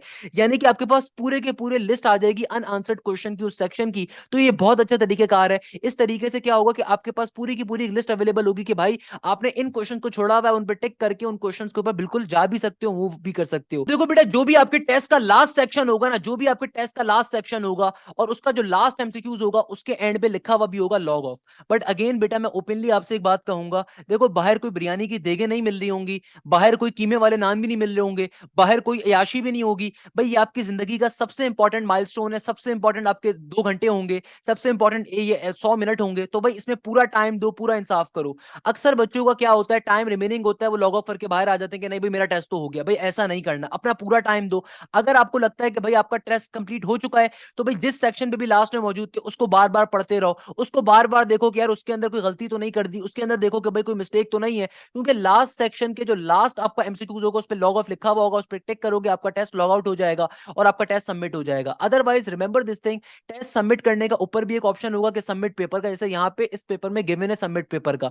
मगर एक चीज अपने जहन में रखिएगा बेटा, और वो चीज ये है कि भाई अगर आप अपने पूरे टाइम के ऊपर टेस्ट कंप्लीट करते हो ना, और या फिर कंप्लीट नहीं भी करते, आपका टेस्ट आप अपना परफॉर्म कर रहे थे, आपका टाइम पूरा हो गया टेस्ट का, तो आपका टेस्ट ऑटोमेटिकली सबमिट हो जाएगा, आपको कुछ करने की नीड नहीं है। तो इसमें परेशान होने की जरूरत नहीं है कि सर मेरा 2 मिनट रह गए थे, तो सर मैंने वो जल्दी जल्दी में कर रहा था, तो टेस्ट खुद ब खुद क्या हो गया, लॉग आउट हो गया। भाई जैसे ही आप लॉग आउट करोगे ना, आपका टेस्ट ऑटोमेटिकली सबमिट हो जाएगा। Remember this thing. तो आपको इसमें परेशान होने की जरूरत नहीं है, कोई इसमें चिंता करने की आपको नीड नहीं है। क्लियर है बेटा? आपने इंस्ट्रक्शंस को बहुत तरीके से पढ़ना है। तो अगर मैं दोबारा से सारी बातों को समराइज करूं कि भाई असल चीज क्या है, ये इंस्ट्रक्शंस है। पेपर के स्टार्ट में जो इंस्ट्रक्शंस गिवन होंगी, इनको पढ़ना बहुत जरूरी है। इनके बगैर आप कुछ भी नहीं कर पाओगे, इनको लाजमी अपना पढ़ो। इसमें सारी बातें लिखी होंगी कि भाई अगर आप बीबी में अप्लाई करो तो कितने नंबर ऑफ एमसीक्यूज आ रहे हैं बेसिक मैथ्स के, कितने एमसीक्यूज आ रहे हैं आईक्यू के, एसए का जो पोर्शन आ रहा है, या फिर अगर आपके पास इंग्लिश का पोर्शन कितने एमसीक्यूज का आ रहा है। अगर आप सीएस में अप्लाई करो तो आपके पास क्या स्टैंडर्ड होगा, कितने नंबर ऑफ एमसीक्यूज होंगे, नेगेटिव मार्किंग क्या होगी, वेटेज क्या होगा। और इस वेटेज को अपने पास कहीं पे बाद में जो है ना लिख लीजिएगा पेपर से बाद वापसी में, ताकि हम इसका मेरिट कैलकुलेट कर सकें। आई होप यहां तक की बात सारे बच्चों को क्लियर होगी। हमने इस पैटर्न पे क्या समझ लिया कि भाई किस तरीके से फास्ट के टेस्ट को अटेम्प्ट करना है। रिमेंबर दिस थिंग, सेक्शन को आप आगे पीछे नहीं कर सकते, सेक्शन बाय डिफॉल्ट आपको मिलेगा। हाँ, उस सेक्शन में जो एमसीक्यूज आ रहे हैं वो आप आगे पीछे कर सकते हो। आपने पहले आसान क्वेश्चंस को अटेम्प्ट करना है, उसके बाद मॉडरेट पे जाना है, उसके बाद डिफिकल्ट में जाना है। रिमेंबर दिस थिंग, पेपर के अंदर आपको रफ शीट भी मिलेगी, आपको पेन पेंसिल भी मिलेगा, आपको कैलकुलेटर अलाउ नहीं होगा, सारी चीजें बेसिक मैथ्स पे आपने करनी है। तो भाई ये चीज जहन में रखिएगा कि आपके पास टाइम जितना होगा लेफ्ट आउट ऊपर आ रहा होगा, आपके पास नेक्स्ट करने का ऑप्शन भी है, बैक करने का ऑप्शन भी है, रीसेट चॉइस का ऑप्शन भी है, और जो अनआंसर्ड क्वेश्चंस है उनको देखने का ऑप्शन भी मौजूद है। तो इस चीज को बस अपने जहन में आपने बहुत ज्यादा रखना है कि भाई आपके पास इस तरह का आपका पेपर होगा, इस तरह का सॉफ्टवेयर आपकी वर्किंग कर रहा होगा। दूसरे नंबर के ऊपर जब तक आप इंस्ट्रक्शंस को नहीं पढ़ोगे, स्टार्ट टेस्ट पे क्लिक नहीं करोगे, आपका टेस्ट का टाइम स्टार्ट नहीं होगा। तो आराम से अपना टाइम लेके टेस्ट को स्टार्ट करना है। दूसरे नंबर के ऊपर जो इंपॉर्टेंट बात है, आप सेक्शन को स्किप नहीं कर सकते। मैं बार बार ये बात कर रहा हूं, सेक्शन को अगर आपने एक दफा स्किप कर दिया तो वापस आप उस सेक्शन पे नहीं आ सकते। जिस सेक्शन का जितना टाइम है उस टाइम लो उस सेक्शन के लिए, उतना उतने नंबर टाइम के अंदर उस सेक्शन को कंप्लीट करो, उसके बाद नेक्स्ट सेक्शन के ऊपर आप जाओ। क्योंकि once your time is over, once your section time is over, automatically next section start हो जाएगा। तो आपने चिंता नहीं करनी कि यार मेरा टाइम एक सेक्शन में ज्यादा लग जाएगा कम लगेगा। जितना टाइम आपको गिवन है ना, लेट सपोज अगर एडवांस मैथ्स के 50 मिनट गिवन है, तो भाई 50 मिनट तक एडवांस मैथ्स को करो, उसके बाद दूसरे सेक्शन पे जाओ। क्योंकि देखो 90% जो मार्क्स है ना वो बेसिक मैथ्स, एडवांस मैथ्स और आईक्यू के हैं, 10% खाली इंग्लिश के हैं। तो इंग्लिश को लेकर इतनी चिंता नहीं करनी है। मैं भी आपको कुछ शॉर्टकट सिखाऊंगा, उन शॉर्टकट्स को भी देखेंगे किस तरीके से आपने टेस्ट को अटेम्प्ट करना है। Remember this thing, negative marking कैसे होती है जरा उसको भी समझा देता हूं कि भाई फास्ट के टेस्ट के अंदर 25% की नेगेटिव मार्किंग है। आते हैं सबसे इंपॉर्टेंट चीज के ऊपर कि जैसे ही आप अपना टेस्ट सबमिट करवाओगे ना, आपको अपने आपके मार्क्स, आपका इनामा अमाल उधर ही पता चल जाएगा। जैसे ही आप अपने टेस्ट को सबमिट करवाओगे, आपके मार्क्स उधर ही शो हो जाएंगे टेस्ट की समरी के साथ। तो आप उनको अपने एडमिट कार्ड की बैक साइड पे लाजमी तौर पे उतार लीजिएगा, और फिर जो मैं तरीकेकार आपको बताऊंगा आपने उसको फॉलो करना है। बेटा देखो, फास्ट यूनिवर्सिटी के अंदर टेस्ट के अंदर जो नेगेटिव मार्किंग होती है वो कैसी होती है, 25% नेगेटिव मार्किंग होती है। इसका मतलब क्या है, हर एमसीक्यूज के ऊपर 0.25 की नेगेटिव मार्किंग है, इंग्लिश के पोर्शन में 0.125 है। ये कैसे वर्क करता है, क्या तरीकेकार होता है, उसको समझते हैं। मगर सबसे पहले चीज ध्यान में रखिएगा, जैसे ही आप अपने टेस्ट को सबमिट करवाओगे वैसे ही आपका एडमिट कार्ड आ जाएगा कि भाई आपने कितने क्वेश्चंस को अटेम्प्ट करा, कितनों को आपने अनअटेम्प्ट करा, कितने करेक्टली आपने करे, कितने इनकरेक्टली आपने आंसर करे। तो भाई एक चीज ध्यान में रखिएगा, अंधे तुक्के नहीं मारने। अंधे तुक्के अगर मारोगे गलती करोगे अपने साथ। अक्सर मेरे पास बच्चे ऐसे भी होते हैं, या मेरे पास फास्ट के जो एकेडमिक्स के मैनेजर थे, जब मेरी उनसे मुलाकात हुई, उन्होंने क्या बात बताई थी कि भाई मेरे पास ऐसे बच्चे भी होते हैं कि जब 120 एमसीक्यूज को सारे के सारे एमसीक्यूज को अटेम्प्ट करके आए, मगर जो उनका नेट स्कोर बना वो -2 बना, -3 बना, क्योंकि उन्होंने सारे क्वेश्चन गलत करे थे, यानी कि सब में नेगेटिव मार्किंग थी उनकी। तो कहने का मकसद क्या है, कहने का मकसद ये कि भाई आपने बहुत लॉजिकली क्वेश्चंस को अटेम्प्ट करना है। तो भाई जब आप टेस्ट अपना सबमिट करवाओगे ना, आपके पास ये डेटा लिखा हुआ आ जाएगा, इस डेटा को कहीं पे उतार लीजिएगा कि आपने कितने क्वेश्चंस को अटेम्प्ट करा था, उनमें से कितने अनअटेम्प्ट, आपने कितने क्वेश्चंस को अनअटेम्प्ट छोड़ा, ब्लैंक छोड़ा, कितनों को आपने अटेम्प्ट करा, करेक्ट कितने आंसर्स करे और इनकरेक्ट कितने आंसर्स करे। सही है ना? अब लेट सपोज मैं आपको एक शीट दिखाता हूं, अब जरा गौर से बात को समझिएगा बेटा कि आपका मेरिट कैसे बनेगा। ये जो टेस्ट की समरी होगी ना, इसकी बेसिस के ऊपर आपका मेरिट कैलकुलेट होगा। कैसे मेरिट आपका बनेगा, अब जरा गौर से बात को समझिएगा कि भाई आपका टेस्ट का स्कोर कैसे पता चलेगा। आपको वहीं पे बैठे बैठे अंदाजा हो जाएगा अगर आपने वीडियो तरीके से समझ ली कि भाई देखो, आपको पता चल जाएगा कि आपने किस सेक्शन में कितने क्वेश्चंस को अटेम्प्ट करा, टोटल अनअटेम्प्टेड क्वेश्चंस कितने थे, करेक्टली आंसर्स क्वेश्चन कितने थे, इनकरेक्ट आंसर कितने थे। फॉर एग्जांपल आपके पास इस तरीके से टेस्ट की समरी आ रही होगी। ये न्यू पैटर्न के मुताबिक टेस्ट की समरी आपके पास ऐसे आएगी कि फॉर एग्जांपल इंग्लिश के अंदर आपने 30 क्वेश्चंस थे, 30 में से आपने 26 क्वेश्चंस को अटेम्प्ट करा, और उनमें से करेक्ट कितने हैं, 14। अब आपको पता है कि एक क्वेश्चन कितने मार्क्स कैरी कर रहा था, 0.33। अभी जरा समझते हैं। इसी तरीके से देखो, एडवांस मैथ्स में 50 क्वेश्चंस गिवन थे, आपने 28 क्वेश्चंस को सिर्फ अटेम्प्ट करा, उनमें से सिर्फ 12 करेक्ट करे, तो इसका मतलब बहुत बड़ा रेड फ्लैग है बेटा। इसका मतलब क्या, बहुत बड़ा रेड फ्लैग है। याद रखिएगा, अटेम्प्ट सिर्फ वो क्वेश्चंस करने हैं आपने जो आपको अच्छे से आते हैं। अगर आपको नहीं आते तो फिर तुक्के नहीं मारने, उसके तरीकेकार डिफरेंट होते हैं, आगे चल के बताऊंगा। तो मैंने आपके लिए जो डेटा जैसे बनाया है कि एडवांस मैथ्स में 50 क्वेश्चंस थे, आपके पास समरी में लिखा हुआ आ जाएगा कितने अटेम्प्ट करे 28, करेक्ट कितने हुए 12, एक क्वेश्चन का वेट था 1 नंबर का। बेसिक मैथ्स में देखो 20 क्वेश्चंस आ रहे थे, उनमें से आपने अटेम्प्ट कितने करे हैं, आपने 16 अटेम्प्ट करे, करेक्ट कितने, सिर्फ 8 करेक्ट हैं, और वेटेज कितना है, 1 का है। अच्छा आईक्यू के अंदर देखो 20 क्वेश्चंस आ रहे हैं, 20 के 20 आपने अटेम्प्ट करे, करेक्ट कितने हैं, 13 हैं, और 1 का वेटेज आ रहा है। अब देखो टेस्ट का स्कोर कैसे निकाला जाए। घर पे आके आपने करना क्या, एक पॉजिटिव स्कोर का कॉलम बनाना है। आपने जितने क्वेश्चंस करेक्ट करे थे ना, जो आपके पास क्या है 14, आपने 14 क्वेश्चंस को करेक्ट अटेम्प्ट करा है, तो इसको आप मल्टीप्लाई करवाओगे किसके साथ, 0.33 के साथ। तो बेटा देखो अगर मैं 14 को मल्टीप्लाई करवाता हूं 0.33 के साथ, तो मेरा आंसर क्या आएगा, मेरा सिंपल तरीके से आंसर आता है 4.62, यानी कि आपका इंग्लिश के पोर्शन के अंदर जो स्कोर आया है 4.62 का आया है, सही है। सिमिलरली अब देखो आपके पास एडवांस मैथ्स के अंदर आपने सिर्फ 12 क्वेश्चन को करेक्ट किया था, तो सिंपल इसका वेटेज एक क्वेश्चन का 1 मार्क्स का, तो आपने 12 इंटू 1 करा, आपके पास 12 का आंसर आ गया। सिमिलरली बेसिक मैथ्स के अंदर आपने 8 क्वेश्चन सही करेक्ट करे हैं, तो आप सिंपल 8 को 1 से मल्टीप्लाई करोगे, आंसर 8 ही आ जाएगा। आईक्यू एंड एनालिटिकल स्किल के अंदर देखो आपने 13 क्वेश्चन अटेम्प्ट करे थे, 13 के 13 आपके करेक्ट हुए, यानी कि आपने 20 में से 13 आपके करेक्ट हुए, तो 13 को 1 से जब मल्टीप्लाई करोगे आपके पास पॉजिटिव स्कोर क्या आ जाएगा, 13 का आ जाएगा। आपने नीचे इनका ग्रैंड टोटल कर लेना है कि भाई देखो अगर मैं 4.62 को इजाफा करता हूं 12 के साथ, फिर 8 के साथ, और फिर 13 के साथ, तो क्या बन जाएगा, ये बन जाएगा मेरा स्कोर 37.62 के बराबर। किसके बराबर, 37.62 के बराबर। ये आपका टोटल स्कोर नहीं है, ये आपका पॉजिटिव स्कोर है। अब आप इसमें से नेगेटिव स्कोर को माइनस करोगे। बेटा ये आपने अभी अपना पॉजिटिव स्कोर निकाला है। अब देखो नेगेटिव मार्किंग कैसे वर्किंग करती है। नेगेटिव मार्किंग कैसे होगी कि भाई देखो 12 में से या आपने 26 में से 14 क्वेश्चंस करेक्ट करे थे, तो अब आप अपना यहाँ पे एक टेबल अगर बनाते हो, इनकरेक्ट एमसीक्यूज आपने कितने करे, यानी कि आपने रॉन्ग एमसीक्यूज आप पे कितने थे। अगर मैं यहाँ पे अपना एक टेबल बनाऊं कि भाई मेरे रॉन्ग एमसीक्यूज कितने थे, तो बेटा देखो 26 में से 14 क्वेश्चंस मेरे करेक्ट थे, इसका मतलब इंग्लिश के पोर्शन में मेरे गलत एमसीक्यूज कितने होंगे, 12 होंगे। सिमिलरली देखो एडवांस मैथ्स में 28 में से मैंने 12 क्वेश्चन अगर करेक्ट करे, तो बेटा 28 में से अगर आप 12 को माइनस करते हो, तो आपके पास जो नेगेटिव एमसीक्यूज आपने कितने करे हैं, रॉन्ग एमसीक्यूज आपने कितने करे हैं, 16 करे हैं। सिमिलरली बेसिक मैथ्स में अगर आपने 16 क्वेश्चंस को अटेम्प्ट करा था, तो 16 में से देखो आपने सिर्फ 8 क्वेश्चंस करेक्ट करे हैं, तो आपने रॉन्ग क्वेश्चंस कितने करे हैं, 8 करे हैं। सिमिलरली आईक्यू के अंदर देखो बेटा आपने 20 क्वेश्चंस अगर अटेम्प्ट करे, तो उनमें से अगर आपने 13 क्वेश्चन सही मार्क करे हैं, तो कितने क्वेश्चंस आपने रॉन्ग मार्क करे हैं, 20 में से 13 को माइनस करोगे, सिंपल 7 आंसर आएगा। तो ये आपने रॉन्ग एमसीक्यूज करे। अब आपको नेगेटिव मार्किंग अपनी निकालनी है। तो बेटा देखो नेगेटिव मार्किंग आप कैसे निकालते हो, इसको लॉजिकली समझिएगा कि भाई देखो इंग्लिश के पोर्शन में मैंने 12 क्वेश्चन अगर गलत करे थे, तो मैं 12 को मल्टीप्लाई करूंगा। इंग्लिश के पोर्शन में एक एमसीक्यूज का वेटेज क्या है, ये है 0.33, इसको मैं मल्टीप्लाई करवा दूंगा किसके साथ, इसको मैं मल्टीप्लाई करवा दूंगा सिंपल तरीके से, नेगेटिव मार्किंग कितनी इन्वॉल्व है 25%, तो ये मल्टीप्लाई हो जाएगा 0.25 के साथ। तो आंसर क्या आएगा, ये आ जाएगा 12 मल्टीप्लाई बाय 0.33 मल्टीप्लाई बाय 0.25, तो मेरा आंसर आएगा 0.99, यानी कि इंग्लिश के पोर्शन में मेरी नेगेटिव मार्किंग क्या है 0.99 की। सिमिलरली देखो बेटा एडवांस मैथ्स के अंदर गौर से देखिएगा, एडवांस मैथ्स के अंदर मैंने 12 क्वेश्चन सही करे थे, 28 में से गलत कितने करे, मैंने गलत करे 16 क्वेश्चंस। तो सिंपल तरीके से मैं 16 को मल्टीप्लाई करवाऊंगा। एडवांस मैथ्स का कितना रेशो आ रहा है, कितना वेटेज आ रहा है, 1 नंबर का, इसको मल्टीप्लाई करवा दोगे 0.25, क्योंकि 25% नेगेटिव मार्किंग है। सिंपल तरीके से 16 1 से मल्टीप्लाई होगा इंटू 0.25, तो आपका आंसर आ गया नेगेटिव स्कोर का 4 नंबर के बराबर। क्लियर है। बेसिक मैथ्स के अंदर देखो 20 में से आपने 16 क्वेश्चन अटेम्प्ट करे थे, जिनमें से सिर्फ 8 सही थे, तो 8 क्वेश्चन आपने गलत थे, तो आपने सिंपल करना है क्या है, 8 को किससे मल्टीप्लाई करवाओगे, बेसिक मैथ्स के एक एमसीक्यूज का वेटेज 1 का था, इंटू 0.25, क्योंकि हर सेक्शन में 0.25 की आप लेके चलो अप्रोक्सीमेट आपकी नेगेटिव मार्किंग है, तो 8 मल्टीप्लाई बाय 0.25 सिंपल तरीके से क्या हो जाएगा बेटा, ये हो जाएगा हमारे पास सिंपल तरीके से 2 के बराबर, यानी कि 2 एमसीक्यूज आपका 2 का स्कोर आपका माइनस हो रहा है। सिमिलरली आईक्यू एनालिटिकल स्किल्स के अंदर देखो 20 क्वेश्चन आपने अटेम्प्ट करे थे, 20 में से सिर्फ 13 सही थे, यानी कि 7 क्वेश्चन आपके गलत थे, तो आपने सिंपल 7 को 1 से मल्टीप्लाई करना है इंटू 0.25, तो 7 मल्टीप्लाई बाय 0.25 आपका आंसर आ जाएगा सिंपल तरीके से 1.75। अब आपने क्या करना है, इन तमाम नेगेटिव स्कोर्स को आपने ऐड कर देना है, तो भाई 0.99 प्लस का 4 प्लस का 2 प्लस का 1.75 किसके बराबर आएगा, ये आ जाएगा मेरे पास 8.74 के। तो अब मेरे पास जो पॉजिटिव स्कोर आया था उसको नेगेटिव स्कोर पे माइनस करवाऊंगा, तो 37.62 माइनस का 8.74, तो मेरा आंसर क्या आ जाएगा, आंसर आ जाएगा 28.88, which is a very bad score in fast university. ये आपका फास्ट यूनिवर्सिटी का फाइनल स्कोर है आफ्टर नेगेटिव मार्किंग।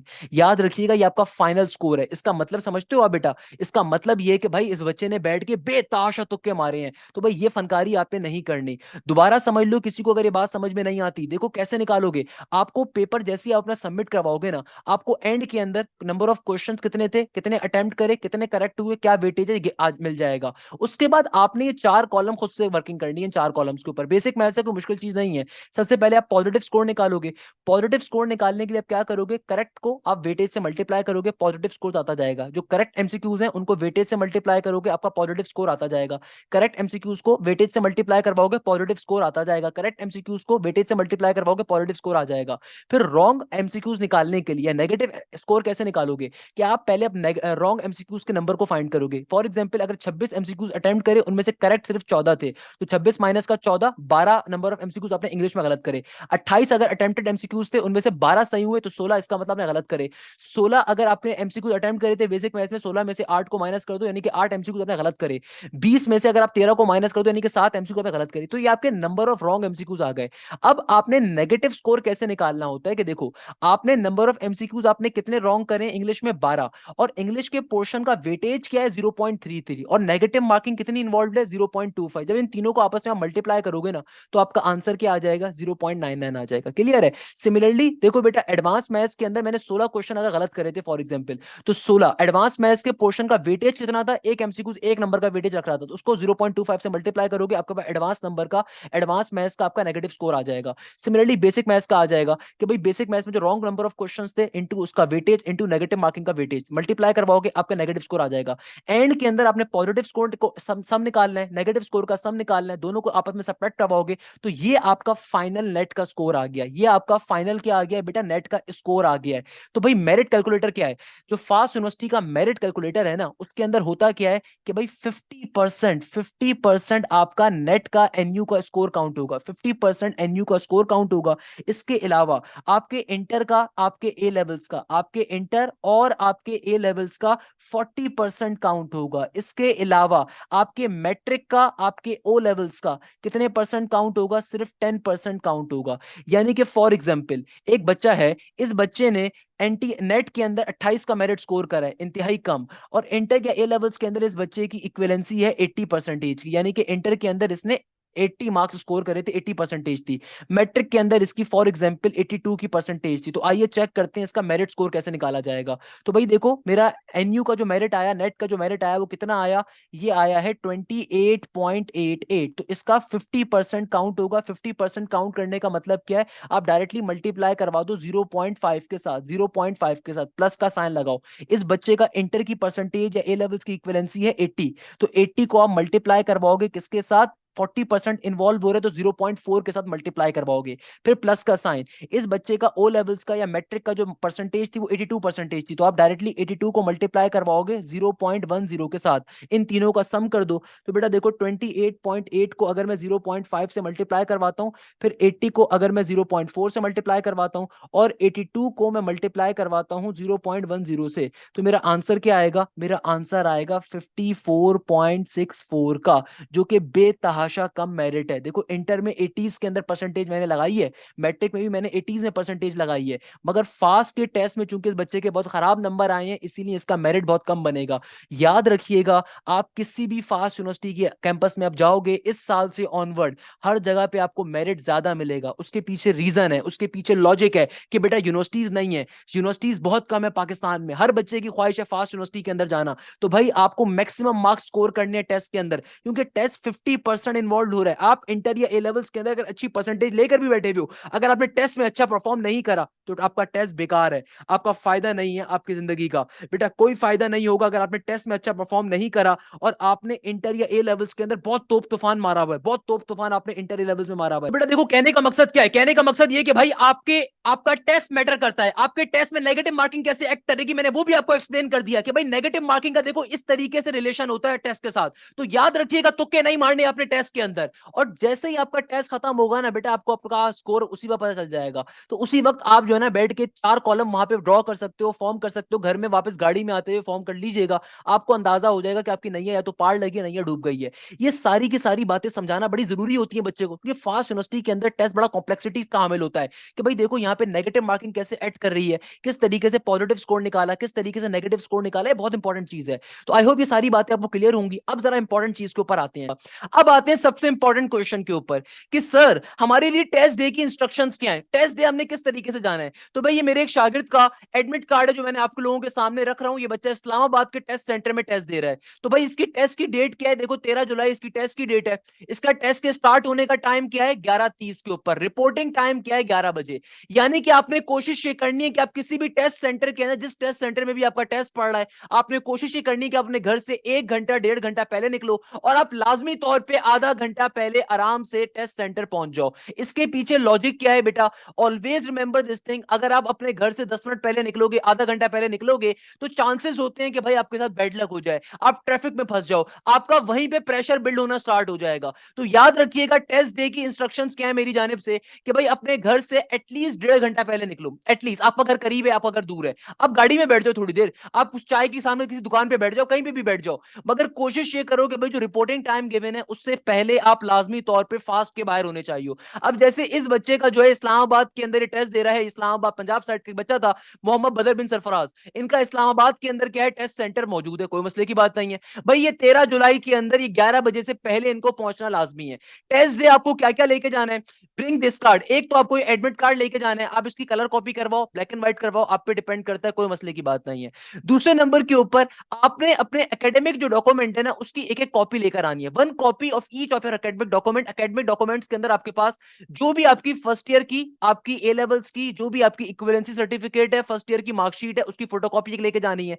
इसके अलावा आपने जो मैट्रिक की, एसएससी की आपके पास जो आपकी मार्कशीट होगी, एसएससी की मार्कशीट की आप एक डॉक्यूमेंट लेके चले जाओ। इसके अलावा भी एडमिट कार्ड ले जाओ, मोर देन इनफ है। 1 copy of each of your academic document का मतलब क्या है, जो भी आपके प्रोफेशनल डॉक्यूमेंट्स हैं, एकेडमिक डॉक्यूमेंट्स हैं, जैसे मैट्रिक हो गया, इंटरमीडिएट हो गया, या ए लेवल्स का आपका डॉक्यूमेंट है, तो उसकी एक फोटोकॉपी लेके जानी है। इसके अलावा आपने अपने सीएनआईसी की 1 copy of the CNIC, CNIC की एक फोटोकॉपी लेके जानी है। अगर सीएनआईसी नहीं बना वो तो बेफॉर्म की लेके जाओगे। इसके अलावा ओरिजिनल सीएनआईसी भी लेके जाना है, ओरिजिनल सीएनआईसी भी लेके जाना है। आपको टेस्ट सेंटर 30 मिनट पहले पहुंचना है। आपको pen, pencil, calculator, mobile phone कुछ भी अलाउ नहीं है। Remember this thing. इसका मतलब क्या है, इसका मतलब यह है कि भाई आपको पेन और रफ शीट वहीं पे एग्जामिनेशन के अंदर प्रोवाइड की जाएगी, तो आपको परेशान होने की जरूरत नहीं है। आप अपनी तरफ से कोई पेन, कोई पेंसिल, कोई कैलकुलेटर कुछ नहीं लेके जाओगे। मोबाइल फोन अगर आप लेकर जाओगे तो वो बाहर आपके बैग में पड़ा रहेगा, वो आपकी जिम्मेदारी है। इन्होंने साफ तौर पे बात कही हुई है कि भाई अगर आप मोबाइल फोन लेकर आ रहे हो तो मोबाइल फोन आपके बैग में रखा रहेगा, एग्जामिनेशन हॉल के अंदर अलाउ नहीं होगा। तो बाहर किसी ने आपके बैग से अगर कुछ मोबाइल फोन निकाल लिया वो आपकी जिम्मेदारी है। इसीलिए उसका तरीकेकार ये होता है कि भाई कोई खराब सा मोबाइल लेके जाओ, अगर पेरेंट्स से कांटेक्ट करना है ना, कोई नॉर्मल फोन लेके चले जाओ, नोकिया का 3310, और उसको अपने बैग के अंदर किसी पाउच वाउच में छुपा के रख दो। क्योंकि भाई आपको पता है पाकिस्तान जैसे मुल्क के अंदर जहां अच्छे लोग हैं वहां पे दूसरे लोग भी होते हैं बेटा। तो कोई आपके बैग से आपका महंगा सेलफोन उठा ले तो आपका दिन खुशी के बजाय सुहाना हो जाएगा। इसीलिए भाई कोशिश करनी है कि महंगा मोबाइल फोन ना लेकर आओ। अगर आपको पेरेंट्स से कांटेक्ट करना है, कोई सिंपल छोटा सा फोन अपने पास रख लो और उसको फिर बैग के अंदर बाहर एग्जामिनेशन हॉल के डंप कर दो। जब आप बाद में आओ तो वहां से उसको निकाल लीजिएगा। क्लियर है? ये टेस्ट डे की इंस्ट्रक्शंस हैं। जब हम लोगों ने तमाम बातें डिस्कस कर ली तो अब सबसे इंपॉर्टेंट पार्ट के ऊपर मूव करेंगे कि भाई मेरी तरफ से टिप क्या है आपके लिए, मेरी तरफ से स्ट्रेटेजी क्या हो सकती है आपके लिए, आपने किस तरीके से टेस्ट में अच्छा परफॉर्म करना है। Remember this thing. सबसे पहली टिप तो मेरी तरफ से तमाम बच्चों के लिए ये है कि भाई जो भी आपकी लास्ट डे हो, जो आपकी आखिरी रात हो टेस्ट से पहले की, उससे पहले प्रॉपर अपनी एक नींद लें। खुदारा ये चीज जहन में रखिएगा कि बेटा एक प्रॉपर नींद बड़ी जरूरी होती है टेस्ट डे से पहले। अक्सर बच्चे जो टेस्ट में गैम्बल करके आ जाते हैं, टेस्ट में बुरा परफॉर्म करके आते हैं, उसके पीछे लॉजिक है, उसके पीछे रीजन ये होती है कि पूरी रात तरीके से सोए नहीं होते हैं, उनकी आंखें बोझल होती हैं, उनका जहन में वॉमिटिंग हो रही होती है, उनको समझ में नहीं आ रहा होता। तो भी कोशिश करो रात में हद से हद 12-1 बजे तक सो जाओ, सुबह फजर में उठ जाओ, सुबह 4 बजे 5 बजे उठ कर रिवाइज कर लो। लास्ट डे जो आपका होगा ना, जो आपका लास्ट डे होगा, उसमें सिंपल आप पास पेपर्स को गो थ्रू करें, उसमें आप सिंपल ज्यादा से ज्यादा फॉर्मूलाज को कवर करें, उसमें कोशिश करें कि बेटा फॉर्मूलाज को और पास पेपर्स के क्वेश्चन को कवर अप करें। अगर आपने अभी तक फास्ट यूनिवर्सिटी की मैराथन कवर नहीं करी तो उसको पहले कवर अप कर लो, टेस्ट डे से पहले पहले कवर अप कर लो। उसके बहुत सारे क्वेश्चंस आने के चांसेस हैं, उस कॉन्सेप्ट के क्वेश्चंस आने के चांसेस हैं, तो मैंने तमाम चीजें करवाई हुई हैं। सेकंड नंबर के ऊपर आपने कोशिश ये करनी है कि बेटा जो आपका एग्जामिनेशन सेंटर है वहां 30 मिनट से पहले पहुंच जाओ, क्योंकि देखो आजकल गर्मी बहुत है। पंजाब साइड पे चलो फिर भी बारिशें हो रही हैं, जो बच्चा सिंध के अंदर बैठा हुआ है या बलूचिस्तान के सेंटर के अंदर अगर टेस्ट देता है, या अगर वो कराची सेंटर में आके टेस्ट देता है, तो जाहिर सी बात है बलूचिस्तान के बच्चे भी कराची सेंटर में आके टेस्ट दे रहा होगा। तो भाई यहाँ पे गर्मी बहुत है, तो कोशिश करो कि पानी की ठंडी बोतल अपने साथ घर से लेके जाओ, पानी लेके अपने पास जाओ। अगर आप इस्लामाबाद कैंपस में टेस्ट देते हैं, फैसलाबाद कैंपस में टेस्ट देते हैं, या पेशावर कैंपस में टेस्ट देते हैं, वहां पे गर्मी बहुत है, तो भाई पानी की बोतल अपनी लेकर जाओ। हाथ में एक वॉच लाजमी तौर पे पहन के जाओ। अक्सर बच्चे एक फनकारी करते हैं, इंतहाई गलत काम करते हैं, घड़ी पहन के नहीं जाते। बाद में एग्जामिनेशन हॉल के अंदर वो बैठ के एग्जामिनर से पूछ रहे होते हैं, सर वो टाइम क्या हो गया? अरे भाई, एग्जामिनर आपके चाचे का, मामे का बच्चा नहीं है, वो आपको एक टाइम बताएगा। आपको बात समझनी पड़ेगी कि बेटा अगर उसने आपसे गलत टाइम बता दिया, उसने कुछ और कर दी, तो आपके लिए मसला है। तो भाई ऑल दो कंप्यूटर के ऊपर टेस्ट है, कंप्यूटर पे टाइम लिखा हुआ आ रहा होगा, बट कोशिश करो अपनी घड़ी पहन के जाओ और उस घड़ी को 5 मिनट हमेशा आगे रखो, ताकि आपको एक स्ट्रेटेजी याद रहे कि यार आपका 5 मिनट अपने आप को हमेशा आगे रखो। तीसरे नंबर के ऊपर सबसे इंपॉर्टेंट चीज ये कि प्रेशर कंट्रोलिंग टैक्टिक्स क्या होते हैं। देखो, अपने साथ कोई ना कोई बबल रखो, अपने साथ कोई ना कोई सुपारी रखो। आप बबल सुपारी खा सकते हो, बबल खा सकते हो, ताकि आप थोड़ा सा रिलैक्स फील करो। कोशिश करो जो रंग बिरंगे के अंदर आपको हरियाली दिखे, जो रंग बिरंगे माहौल के अंदर आपको लोग दिखे, उनकी तरफ ना देखो। अपने जो भी मजहबी कलमात है उनको पढ़ो। अक्सर बच्चे गलती क्या करते हैं कि भाई वो देखते हैं इतने सारे लोग टेस्ट देने के लिए आए हुए हैं, पूरी की पूरी रोड ब्लॉक हुई हुई है, इतना बच्चा टेस्ट देने के लिए आया हुआ है, मुझे कैसे एडमिशन मिलेगा, मुझे कैसे स्कॉलरशिप मिलेगी।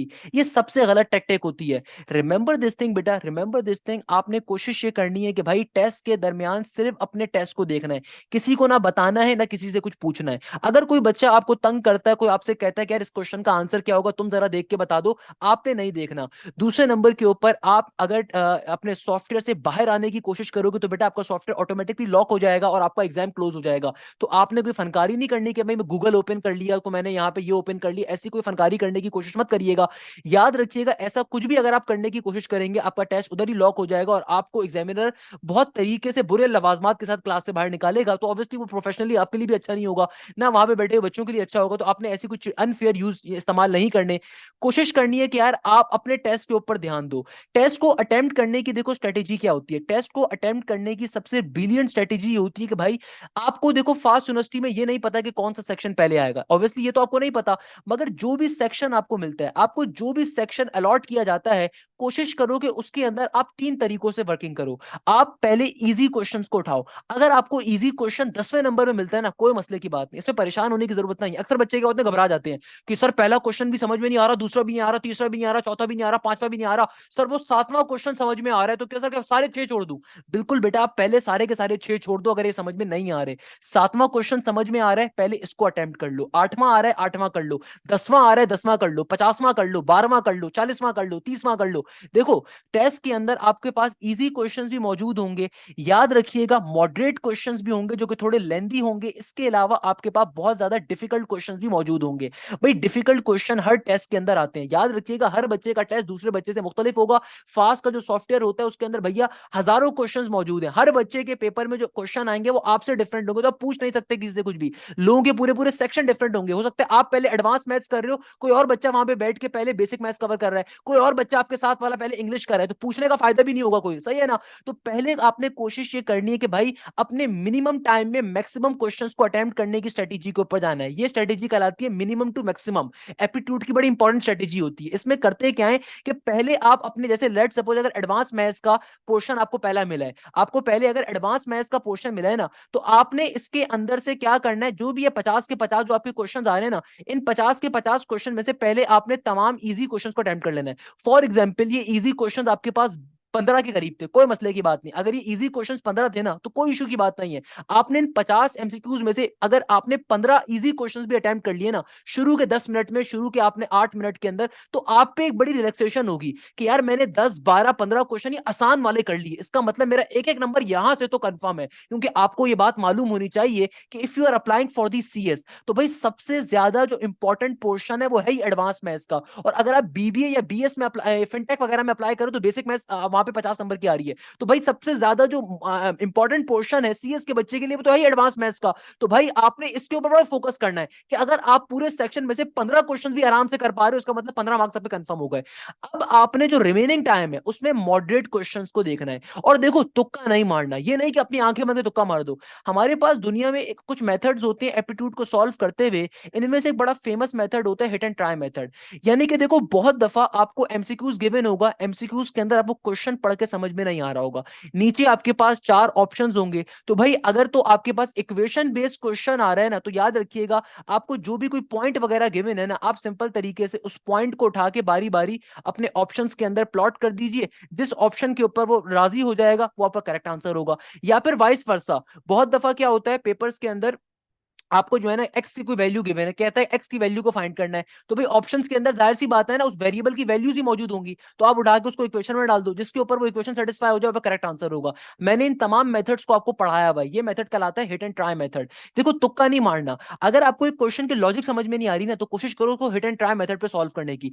हिट एंड ट्राई मेथड पे हम करते क्या है कि भाई अगर तो क्वेश्चन के अंदर लेट सपोज किसी वेरिएबल की वैल्यू मांगी हुई है, तो ऑप्शंस के अंदर जाहिर सी बात है उस वेरिएबल की वैल्यू गिवन होगी ना, तो आप बारी बारी इक्वेशन के अंदर जब क्वेश्चन में उसको प्लॉट करो, चेक कर लो कहां पे वो सेटिस्फाई कर रहा है, वो करेक्ट आंसर हो सकता है।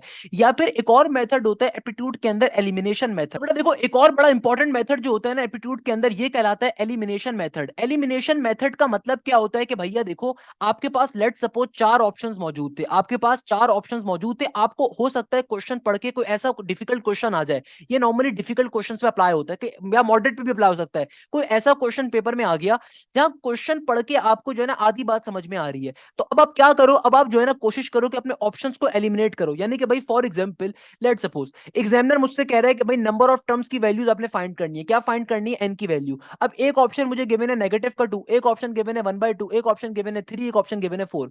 अब देखो लेट सपोज मैं आपको बेसिक एग्जांपल दे रहा हूं एलिमिनेशन मेथड समझाने के लिए। मुझे पता है यार नंबर ऑफ टर्म्स जो है ना, नंबर ऑफ टर्म्स यानी कि इंसानों की या लोगों की बात की जा रही है, टर्म्स की बात की जा रही है, ये कभी भी नेगेटिव में नहीं हो सकता, फ्रैक्शन में हो सकता है। इसका मतलब ये ऑप्शन गलत है, ये ऑप्शन भी गलत है, तो मेरा करेक्ट आंसर या तो 3 होगा या 4 होगा। अब मैं उसके ऊपर वर्किंग करूंगा 3 या 4 कैसे आ रहा है, मगर बहुत दफा एलिमिनेशन मेथड आपको हेल्प करता है गलत ऑप्शंस को साइड लाइन लगाने के ऊपर, गलत ऑप्शंस को खड्डे को लगाने के ऊपर। तो remember this thing, elimination method बड़ा इंपॉर्टेंट एक मेथड होता है पेपर के अंदर, अक्सर बच्चों को बड़ी हेल्प करता है ये मेथड कि भाई आपको एक क्वेश्चन पढ़ के समझ में नहीं आ रहा कि क्वेश्चन का करेक्ट आंसर क्या है, मगर हाँ आपको चारों ऑप्शंस के अंदर से ये साफ पता चल रहा है कि यार ये ऑप्शन तो कभी आंसर हो ही नहीं सकता, या ये ऑप्शन ही आंसर नहीं हो सकता, इसका मतलब करेक्ट आंसर या तो ये होगा ये होगा। फिर जब आप क्वेश्चन को पढ़ते हो ना दोबारा बार बार, तो आपको खुद ब खुद सही जहन में आ जाता है कि यार कौन सा करेक्ट आंसर होगा। तो रिमेंबर दिस थिंग, पहले हमेशा आपने इजी क्वेश्चंस को अटेम्प्ट करना है बेटा। इजी क्वेश्चन जब अटेम्प्ट हो जाएं, अगर आपने शुरू के 10 मिनट के अंदर मैक्सिमम इजी क्वेश्चंस भी अटेम्प्ट कर लिए ना, तो देखो बाकी के 40 मिनट पे फिर आपने यहां पे खेलना है। कोई मसले की बात नहीं है, कोई प्रॉब्लम की बात नहीं है, मॉडरेट और डिफिकल्ट पे फिर खेलना है। देखो जिस क्वेश्चन का आंसर कंफर्म नहीं है उसको टिक नहीं करना, उसको फिलहाल के लिए छोड़ दो, आगे बढ़ जाओ। जिस क्वेश्चन में आपको लगता है कि यार इसमें लेंथी वर्किंग है उसको भी छोड़ दो, आगे बढ़ जाओ। और कंप्लीट सेक्शन में जैसे एडवांस मैथ्स का सेक्शन है 50 मिनट गिवन है, तो भाई अगर आपने 40 मिनट के अंदर आपने ये सारा काम कर लिया कि भाई आपने मुश्किल क्वेश्चन को स्किप करते गए, अब जाहिर सी बात है आपने इजी क्वेश्चंस भी अटेम्प्ट कर लिए, मॉडरेट भी आपने काफी हद तक कर लिए, और डिफिकल्ट वाले जो आपको बिल्कुल नहीं आते वो आपने नहीं छेड़े अभी तक, सही है ना। तो आखिरी के जो 10 मिनट है ना, उसमें फिर आप देखोगे एलिमिनेशन मेथड के ऊपर, हिडन ट्राई मेथड के ऊपर, जो आपको समझ में आ रहा है, आपको लगता है कि इसका आंसर ये हो सकता है, तो आप फिर उसका आंसर टिक कर दो। अदरवाइज अंधा धुन तुक्के नहीं मारने। जैसे हम आईबीएस साइट पे या एनईटी साइट पे या नस साइट को बच्चे को कहते हैं कि भाई जो रिमेनिंग क्वेश्चन है ना उनमें कोई एक ही ऑप्शन लगा दो, मैक्सिमम के अंदर एक ही आंसर आपका करेक्ट होगा। मगर मैं कभी भी फास्ट साइट पे नहीं कहता, क्योंकि फास्ट साइट पे नेगेटिव मार्किंग इन्वॉल्व हो रही है। जैसे देखो इस बच्चे का जिसका मैंने आपको स्कोर दिखाया था, इसने 30 का स्कोर तो नेट में करा था अभी एनयू के टेस्ट के अंदर, इसने 30 का स्कोर करा था, मगर जब नेगेटिव मार्किंग को हमने माइनस आउट करा तो वो सिंपल क्या बचा, आपके पास कितना स्कोर आया, 28 का स्कोर आ गया। यानी कि देखो नेगेटिव मार्किंग बड़ी इंपॉर्टेंट है। तो भाई आपको सारे क्वेश्चंस आते हैं ये पॉसिबल नहीं है, ऑब्वियसली सी बात है बेटा, कुछ क्वेश्चंस ऐसे होंगे जो आपको नहीं आते होंगे। तो अगर आप एडवांस मैथ्स के अंदर 30 से 35 क्वेश्चंस भी अटेम्प्ट करके करेक्ट आ रहे हो ना, इट्स मोर देन इनफ। आपकी पोजीशन होगी बेटा, मैं आपको गारंटी दे रहा हूं आपकी पोजीशन होगी। भाई जो क्वेश्चन नहीं आता उसको अटेम्प्ट नहीं करना, उसके मार्क्स कट नहीं होंगे। अगर आपने गलत मार्क करोगे उसके मार्क्स कट होंगे। जिस क्वेश्चन को आपने गलत मार्किंग कर दी उसके मार्क्स जो है ना कट होंगे। अगर एक क्वेश्चन आपने अनअटेम्प्टेड छोड़ा हुआ है, रीसेट चॉइस कर दी है, यानी कि वहां पे आपने कोई क्वेश्चन नहीं सेलेक्ट करा कोई ऑप्शन, तो उसके मार्क्स कट नहीं होंगे। जो क्वेश्चंस आपको आते हैं सिर्फ सारे सेक्शन में उन्हीं को अटेम्प्ट करो। क्लियर है बेटा। कोशिश करो पूरे टाइम अपना दो, किसी की तरफ ना देखो। कोई आपको वर्गलाए, कोई आपको कहे कि यार मैं तुम्हें ये बताता हूं, मैं तुम्हें वो बताता हूं, उसकी बात पे ध्यान देने की जरूरत ही नहीं है। सिंपल तरीके से अपने टेस्ट पे फोकस करो, सिंपल तरीके से अपने वर्किंग के ऊपर फोकस करो। कोशिश करो कि भाई जो चीज आपको गिवन है उसके ऊपर वर्किंग करो। जो आपको टेस्ट गिवन है बार बार उसको बैठ के पढ़ो। खुदारा किसी की जानिब देखने की जरूरत नहीं है, किसी को देखने की नीड नहीं है, किसी की मुंह की तरफ देखने की नीड नहीं है।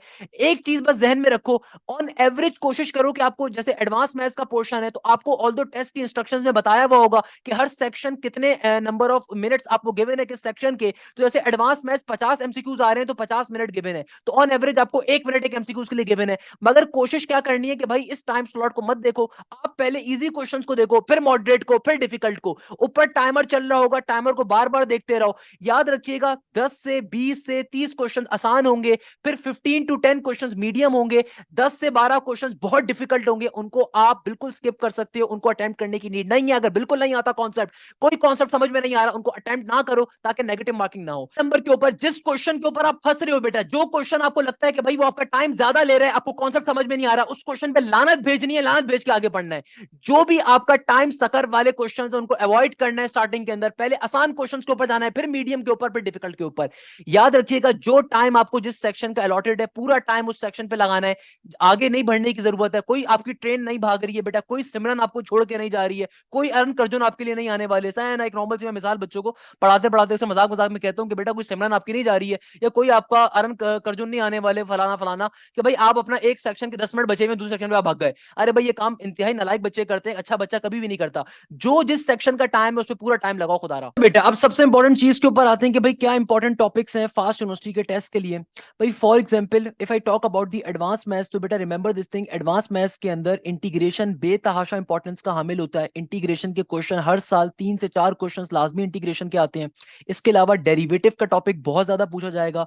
इसके अलावा बेसिक ग्राफ्स के कॉन्सेप्ट आ सकते हैं ट्रिगोनोमेट्री के अंदर से, या फिर इसके अलावा सबसे ज्यादा जो टॉपिक आएगा वो ट्रिगोनोमेट्री का बहुत एक आएगा। सीक्वेंस एंड सीरीज बेतहाशा पूछा जाएगा। सीक्वेंस एंड सीरीज बहुत आता है फास्ट साइड के ऊपर। प्रोबेबिलिटी, कम्बिनेशन, परमुटेशन बहुत आता है। मैट्रिसेस बहुत आता है। कॉनिक्स, कॉनिक्स को आप कभी नहीं छोड़ सकते बेटा, एडवांस मैथ्स के अंदर कॉनिक्स बहुत ज्यादा पूछा जाएगा। इसके अलावा जो पोर्शन सबसे ज्यादा एडवांस मैथ्स के अंदर आता है वो ट्रिगोनोमेट्री हो गया, सीक्वेंस सीरीज हो गया, प्रोबेबिलिटी, कम्बिनेशन, परमुटेशन हो गया।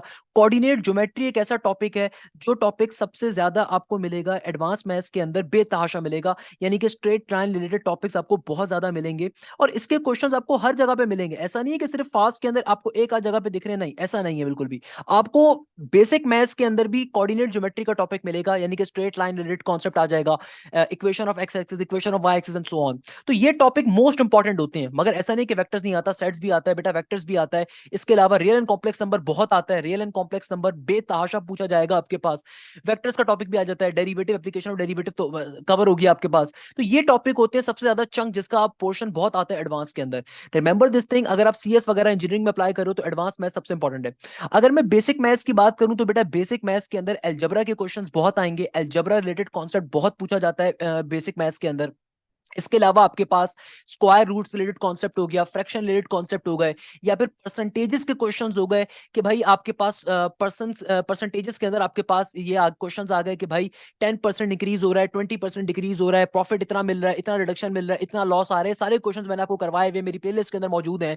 परसेंटेजेस के क्वेश्चंस हो गए, प्रॉफिट लॉस के क्वेश्चंस हो गए, फादर सन की एज हो गई। इसके अलावा कंसेक्यूटिव इंटीजर्स का एक टॉपिक मैंने बहुत डिटेल में करवाया हुआ है। कंसेक्यूटिव इंटीजर्स का टॉपिक, मीन मॉड मीडियन का टॉपिक मैंने आपको करवाया हुआ है। वो टेबल वाला जो टॉपिक है ना वो बहुत आता है पेपर के अंदर फास्ट के अंदर।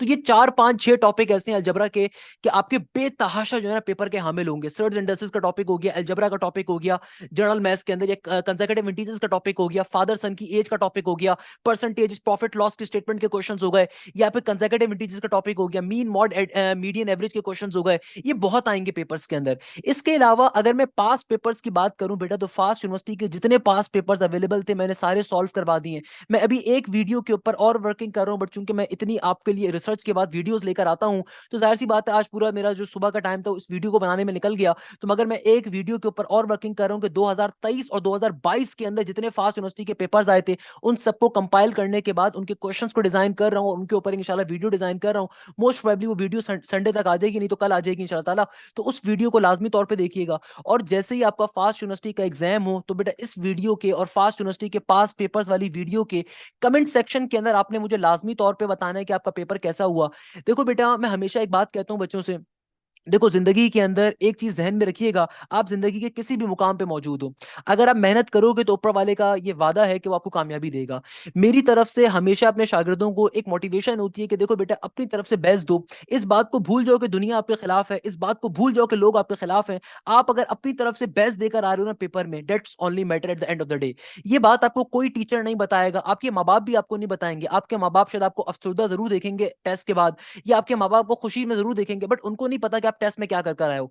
टेस्ट में आप क्या कर कर आओगे सिर्फ आप पे डिपेंड करता है। इस चीज को हमेशा जहन में रखिएगा कि जो भी एप्टीट्यूड टेस्ट होता है दुनिया का, उसके अंदर लाजमी तौर पे एग्जामिनर मुश्किल क्वेश्चंस भी डालता है, आसान क्वेश्चंस भी डालता है और मॉडरेट क्वेश्चंस भी डालता है। भाई, मुश्किल क्वेश्चंस हर बच्चे से नहीं सॉल्व हो सकते, कोई मसले की बात नहीं है, कोई प्रॉब्लम की बात नहीं है। आपको इसमें परेशान होने की नीड ही नहीं है। भाई, अगर मुश्किल क्वेश्चन आपसे सॉल्व नहीं हो रहा तो बाकी बच्चों से भी सॉल्व नहीं हो रहा होगा, तो ऑब्वियसली कट ऑफ ऑलरेडी नीचे आ जाएगा। मगर एक चीज जहन में रखो, अपनी तरफ से बेस्ट दो, अपनी तरफ से अच्छा करो, अपनी तरफ से पेपर के अंदर पहले आसान क्वेश्चंस को अटेम्प्ट करो। कोशिश करो कि आप खुद बेस्ट दो। ये जो आखिरी के 3-4 दिन है, बड़े इंपॉर्टेंट दिन है। अक्सर बच्चे मुझसे कहते हैं सर लास्ट मिनट की टिप्स क्या है। भाई, लास्ट मिनट की टिप्स के अंदर मैं हमेशा बच्चों से कहता हूं, जो आखिरी आपका दिन है ना, उसके अंदर फॉर्मूलाज को बैठ के रिवाइज करो। जिन क्वेश्चंस को करते हुए आपने डिफिकल्टी फेस करी थी, उनको एक दफा गो थ्रू कर लो। जो पास पेपर के क्वेश्चन है, उनको एक दफा गो थ्रू कर लो। मेरे प्यारे बेटे, ये चीज जहन में रखिएगा, आपने चंद बातों का बहुत ज्यादा ख्याल रखना है। आपने कोशिश ये करनी है कि अपनी तरफ से हमेशा बेस्ट देकर आओ। At the end of the day जो रिजल्ट होता है ना, वो रिजल्ट डिपेंड करता है ऊपर वाले के ऊपर कि आपका रिजल्ट कैसा आता है। आपका रिजल्ट अच्छा आता है, आपका रिजल्ट खराब आता है, वो हमेशा ऊपर वाले पे डिपेंड करता है। आपने मगर अपनी तरफ से बेस्ट देना है। आपने कोशिश ये करनी है कि बेटा, जो आपको, आपने किसी दूसरे की जानिब नहीं देखना, आपने अपनी तरफ से बेस्ट अपने एमसीक्यूज को कवर अप करना है। और फिर जो भी आपका मेरिट बनता है, मैंने मेरिट निकालने का आपको तरीकेकार बता दिया कि किस तरीके से आप अपने फास्ट का फाइनल रिजल्ट निकालोगे, अपना मेरिट निकालोगे। आपने घर पे आने के बाद उस मेरिट को कैलकुलेट करना है, और फिर बस दुआ करनी है कि आपका आपकी डिजायर पर्टिकुलर कैंपस में एडमिशन हो जाए। और मैंने इसके ऊपर ऑलरेडी डिटेल के अंदर फास्ट के एकेडमिक के जो मैनेजर थे उनके साथ पॉडकास्ट करी थी। आपके पास वो लिंक नीचे आ रहा होगा, उस पर आप क्लिक करके उस कंप्लीट पॉडकास्ट को सुन सकते हैं कि किस तरीके से फास्ट के अंदर आप डिफरेंट कैंपसेस को सेलेक्ट करते हैं, क्या तरीकेकार होता है, सो ऑन, किस तरीके से फास्ट की लाइफ होती है। मेरी तरफ से एक लास्ट जो आपके लिए खास बात है वो ये है कि बेटा, पास पेपर सारे के सारे मैंने आप लोगों को प्रोवाइड कर दी हैं। कमेंट सेक्शन के अंदर ड्राइव में देखोगे सारे पास पेपर्स अवेलेबल हैं। पास पेपर्स मैंने सारे सॉल्यूशंस भी उनका प्रोवाइड कर दिया है, वीडियोस बना बना के। मैंने 2022 से फास्ट यूनिवर्सिटी के जितने पास पेपर्स अवेलेबल थे, सबकी वीडियोस मैंने 2022 में भी बनाई थी, 2023 और 24 में भी बनाई है। तो बेटा, ये इन तमाम पास पेपर्स की सीरीज को लाजमी कवर करिएगा। इनमें से क्वेश्चन आने के चांसेस बहुत ज्यादा हैं। जब पेपर देकर आओ तो लाजमी तौर पर कमेंट सेक्शन पे मुझे बताइएगा आपका पेपर कैसा हुआ। और एक गिफ्ट मैं आप तमाम लोगों को देना चाहूंगा, और वो गिफ्ट ये है कि भैया, मैं आप तमाम लोगों को एक मॉक टेस्ट दे रहा हूं। आप कमेंट सेक्शन देखोगे, वहां पे मॉक टेस्ट का लिंक मौजूद होगा, उसको आप कॉपी करके कहीं पे भी पेस्ट करोगे तो आप मैथ्स के तमाम मॉक टेस्ट को दे सकते हो। तो मॉक टेस्ट को लाजमी तौर पे दीजिएगा, उससे आपकी तैयारी और अच्छी होगी। बाकी मैं आपको बस ये बात कहूंगा कि देखो, गिरते हैं शह सवारी वो मैदान जंग में, वो तफल ही क्या करेगा जो घुटनों के बल चले। इसके मायने ये होते हैं कि यार देखो, कभी भी हार से घबराना नहीं चाहिए। अगर लोग हार से घबराते होते ना, तो बेटा बहुत बड़े बड़े जो वॉरियर्स थे ना, वो कभी जिंदगी में लड़ते नहीं। लोग घर पे ही छुप के बैठे रहते कि यार जिंदगी के अंदर हम मर जाएंगे अगर हम लड़ाई नहीं करेंगे। आप अगर मुसलमान हो तो आपके पास कई तरह की एग्जांपल्स मौजूद हैं। इधर इट इज हजरत अली, इधर इट इज हजरत उमर, इधर इट इज हजरत मोहम्मद सल्लल्लाहु अलैहि वसल्लम। या अगर आप क्रिश्चियन कम्युनिटी से हो, हिंदुइज्म की कम्युनिटी से हो, आपके अपने आपके अपने कई वॉरियर्स आपकी जिंदगी के अंदर एग्जिस्ट करते होंगे। राजपूतों के बेतहाशा कहानियां एग्जिस्ट करती हैं, बेतहाशा उनकी स्टोरीज मौजूद हैं। मराठास की बहुत बेहतरीन स्टोरीज मौजूद हैं। मुझे तो पढ़ने का शौक है, तो I really like those historical stories. तो कहने का मकसद ये कि यार देखो, अगर जिंदगी में लोग शिकस्त से घबराते होते हैं ना, तो जिंदगी में लोग कोई काम ही नहीं परफॉर्म करते। भाई देखो, शिकस्त से कभी घबराना नहीं चाहिए। अपनी तरफ से बेस्ट दो, अपना बेस्ट देकर आओ, इंशाल्लाह आप कामयाब होगे। मेरी आपसे दुआ है, मेरे आपसे वादा है। अगर आपने अपनी तरफ से लास्ट के 3-4 जो दिन है ना, इसमें मेहनत कर ली ना, आप बस लास्ट के अंदर पास पेपर्स को रिवाइज करो। कोशिश करो कोई नया टॉपिक अब ना छेड़ो। अगर तो आप श्योरिटी है आपको ये टॉपिक बहुत इंपॉर्टेंस का हामिल है, उस सूरत में उस टॉपिक को कवर अप करो। जैसे मैंने जो गिनती के आपको टॉपिक्स बताए ना, इन टॉपिक्स को लाजमी कवर अप कर लो। इसके अलावा जैसे इंग्लिश है, इसके अंदर सेंटेंस करेक्शन आ जाएगा, एनालॉगी आ जाएगा आपके पास, कॉम्प्रीहेंशन गिवन होगा आपके पास। तो भाई, न्यूज़पेपर रीडिंग की आदत डालो हमेशा, इससे आपकी इंग्लिश ऑटोमेटिकली इंप्रूव होगी। इसके अंदर ग्रामेटिकल क्वेश्चंस आ जाते हैं आपके पास। तो अगेन, जितने आपके पास, कोई भी आप पास पेपर की किताब को फॉलो कर लो, डोगर्स वगैरह की सारी मैंने डिस्क्रिप्शन में डाली भी होती हैं। तो भाई, स्टडी मटेरियल ड्राइव में सारी चीजें आपको मिल जाएंगी। आप इंग्लिश की किताबों को कोई भी फॉलो करो, इंग्लिश की बस प्रैक्टिस कर लो। याद रखिएगा, सबसे इंपॉर्टेंट आपका सेक्शन एडवांस मैथ्स का, बेसिक मैथ्स का, आईक्यू का होता है। इसमें अगर आपने अच्छे मार्क्स स्कोर कर लिए तो आप आपकी नैया पार लग जाएगी, आपकी नैया अच्छी हो जाएगी। तो मेरी तरफ से आप लोगों के लिए बहुत सारी दुआएं हैं। लास्ट में बस अगेन वही एक बात कहूंगा कि बेटा देखो, शिकस्त को देख के घबराना नहीं चाहिए। शिकस्त अगर डर रखते हो ना शिकस्त का, तभी कामयाबी हासिल करोगे। बस इतना भी डर मत रखो कि आप वो आप पे हावी होना स्टार्ट हो जाए। आप अपनी तरफ से बेस्ट दो, ज्यादा प्रेशर लेने की जरूरत नहीं है। आराम से पानी वानी पियो, पेपर से पहले थोड़ा सा पानी वानी पियो। कोशिश करो कि पेपर के दौरान आपको वॉशरूम वगैरह जाना ना पड़े। तो भाई मतलब एक मिनिमम क्वांटिटी के अंदर आप सिप बाय सिप लेते रहो पानी को, ताकि आप आराम से थोड़ा रिलैक्स रहो। दूसरों की तरफ देखने की जरूरत नहीं है। अगर कोई टॉफी वगैरह रख सकते हो तो टॉफी वगैरह अपने साथ रखो, कोई आमरस की, कोई खट्टी मीठी कैंडी, कोई भी इस तरह की, कि आपका थोड़ा सा प्रेशर रिलीज रहे। आपको दूसरों की तरफ देखने की जरूरत नहीं है। अपने पेपर के ऊपर पूरा टाइम आपने देना है। पूरे जो 100 मिनट का टाइम है आपने अपने पेपर के ऊपर देना है। कोशिश करनी है अपनी तरफ से बेस्ट देने की। इंशाल्लाह ताला ऊपर वाला आपके साथ होगा, जो भी आपका क्रिएटर है वो आपके साथ होगा। तो मेरी तरफ से बहुत सारी दुआएं आपके लिए कि आप इंशाल्लाह अपने पेपर को बहुत अच्छे तरीके से एस करोगे। और प्रैक्टिस के लिए अगेन मैंने मॉक टेस्ट आपको फ्री ऑफ कॉस्ट डिस्क्रिप्शन में डाल रहा हूं, उनको आप चेक कर लीजिएगा। उनको आप कहीं पे भी कॉपी पेस्ट करोगे, उसके बाद वो तमाम लिंक चलना स्टार्ट हो जाएंगे, उनको लाजमी तौर पर दीजिएगा। इसके अलावा पास्ट पेपर्स कवर करो लास्ट के डेज के अंदर। और आपका जब पेपर हो तो लाजमी तौर के ऊपर मुझे व्हाट्सएप के ऊपर अपना पेपर शेयर करिएगा, ताकि मैं और बच्चों की हेल्प कर सकूं। ताकि जिस तरह बाकी पहले वाले बच्चों ने मेरी बात सुन के आपकी हेल्प करी है, आपको कहीं पे भी फास्ट ऑथेंटिक पेपर्स नहीं मिलेंगे। मैंने बहुत मेहनत करने के बाद, बहुत रिसर्च करने के बाद ये पेपर्स निकालता हूं। तो बेटा अगर मैंने इतनी मेहनत करने के बाद पेपर्स आपके लिए निकाले थे, तो आपकी जिम्मेदारी है कि तुम जमीन वालों पर रहम करो, आसमान वाला तुम पे रहम करेगा। ये मेरे रब का एक फरमान है, मुझे बड़ा पसंद है।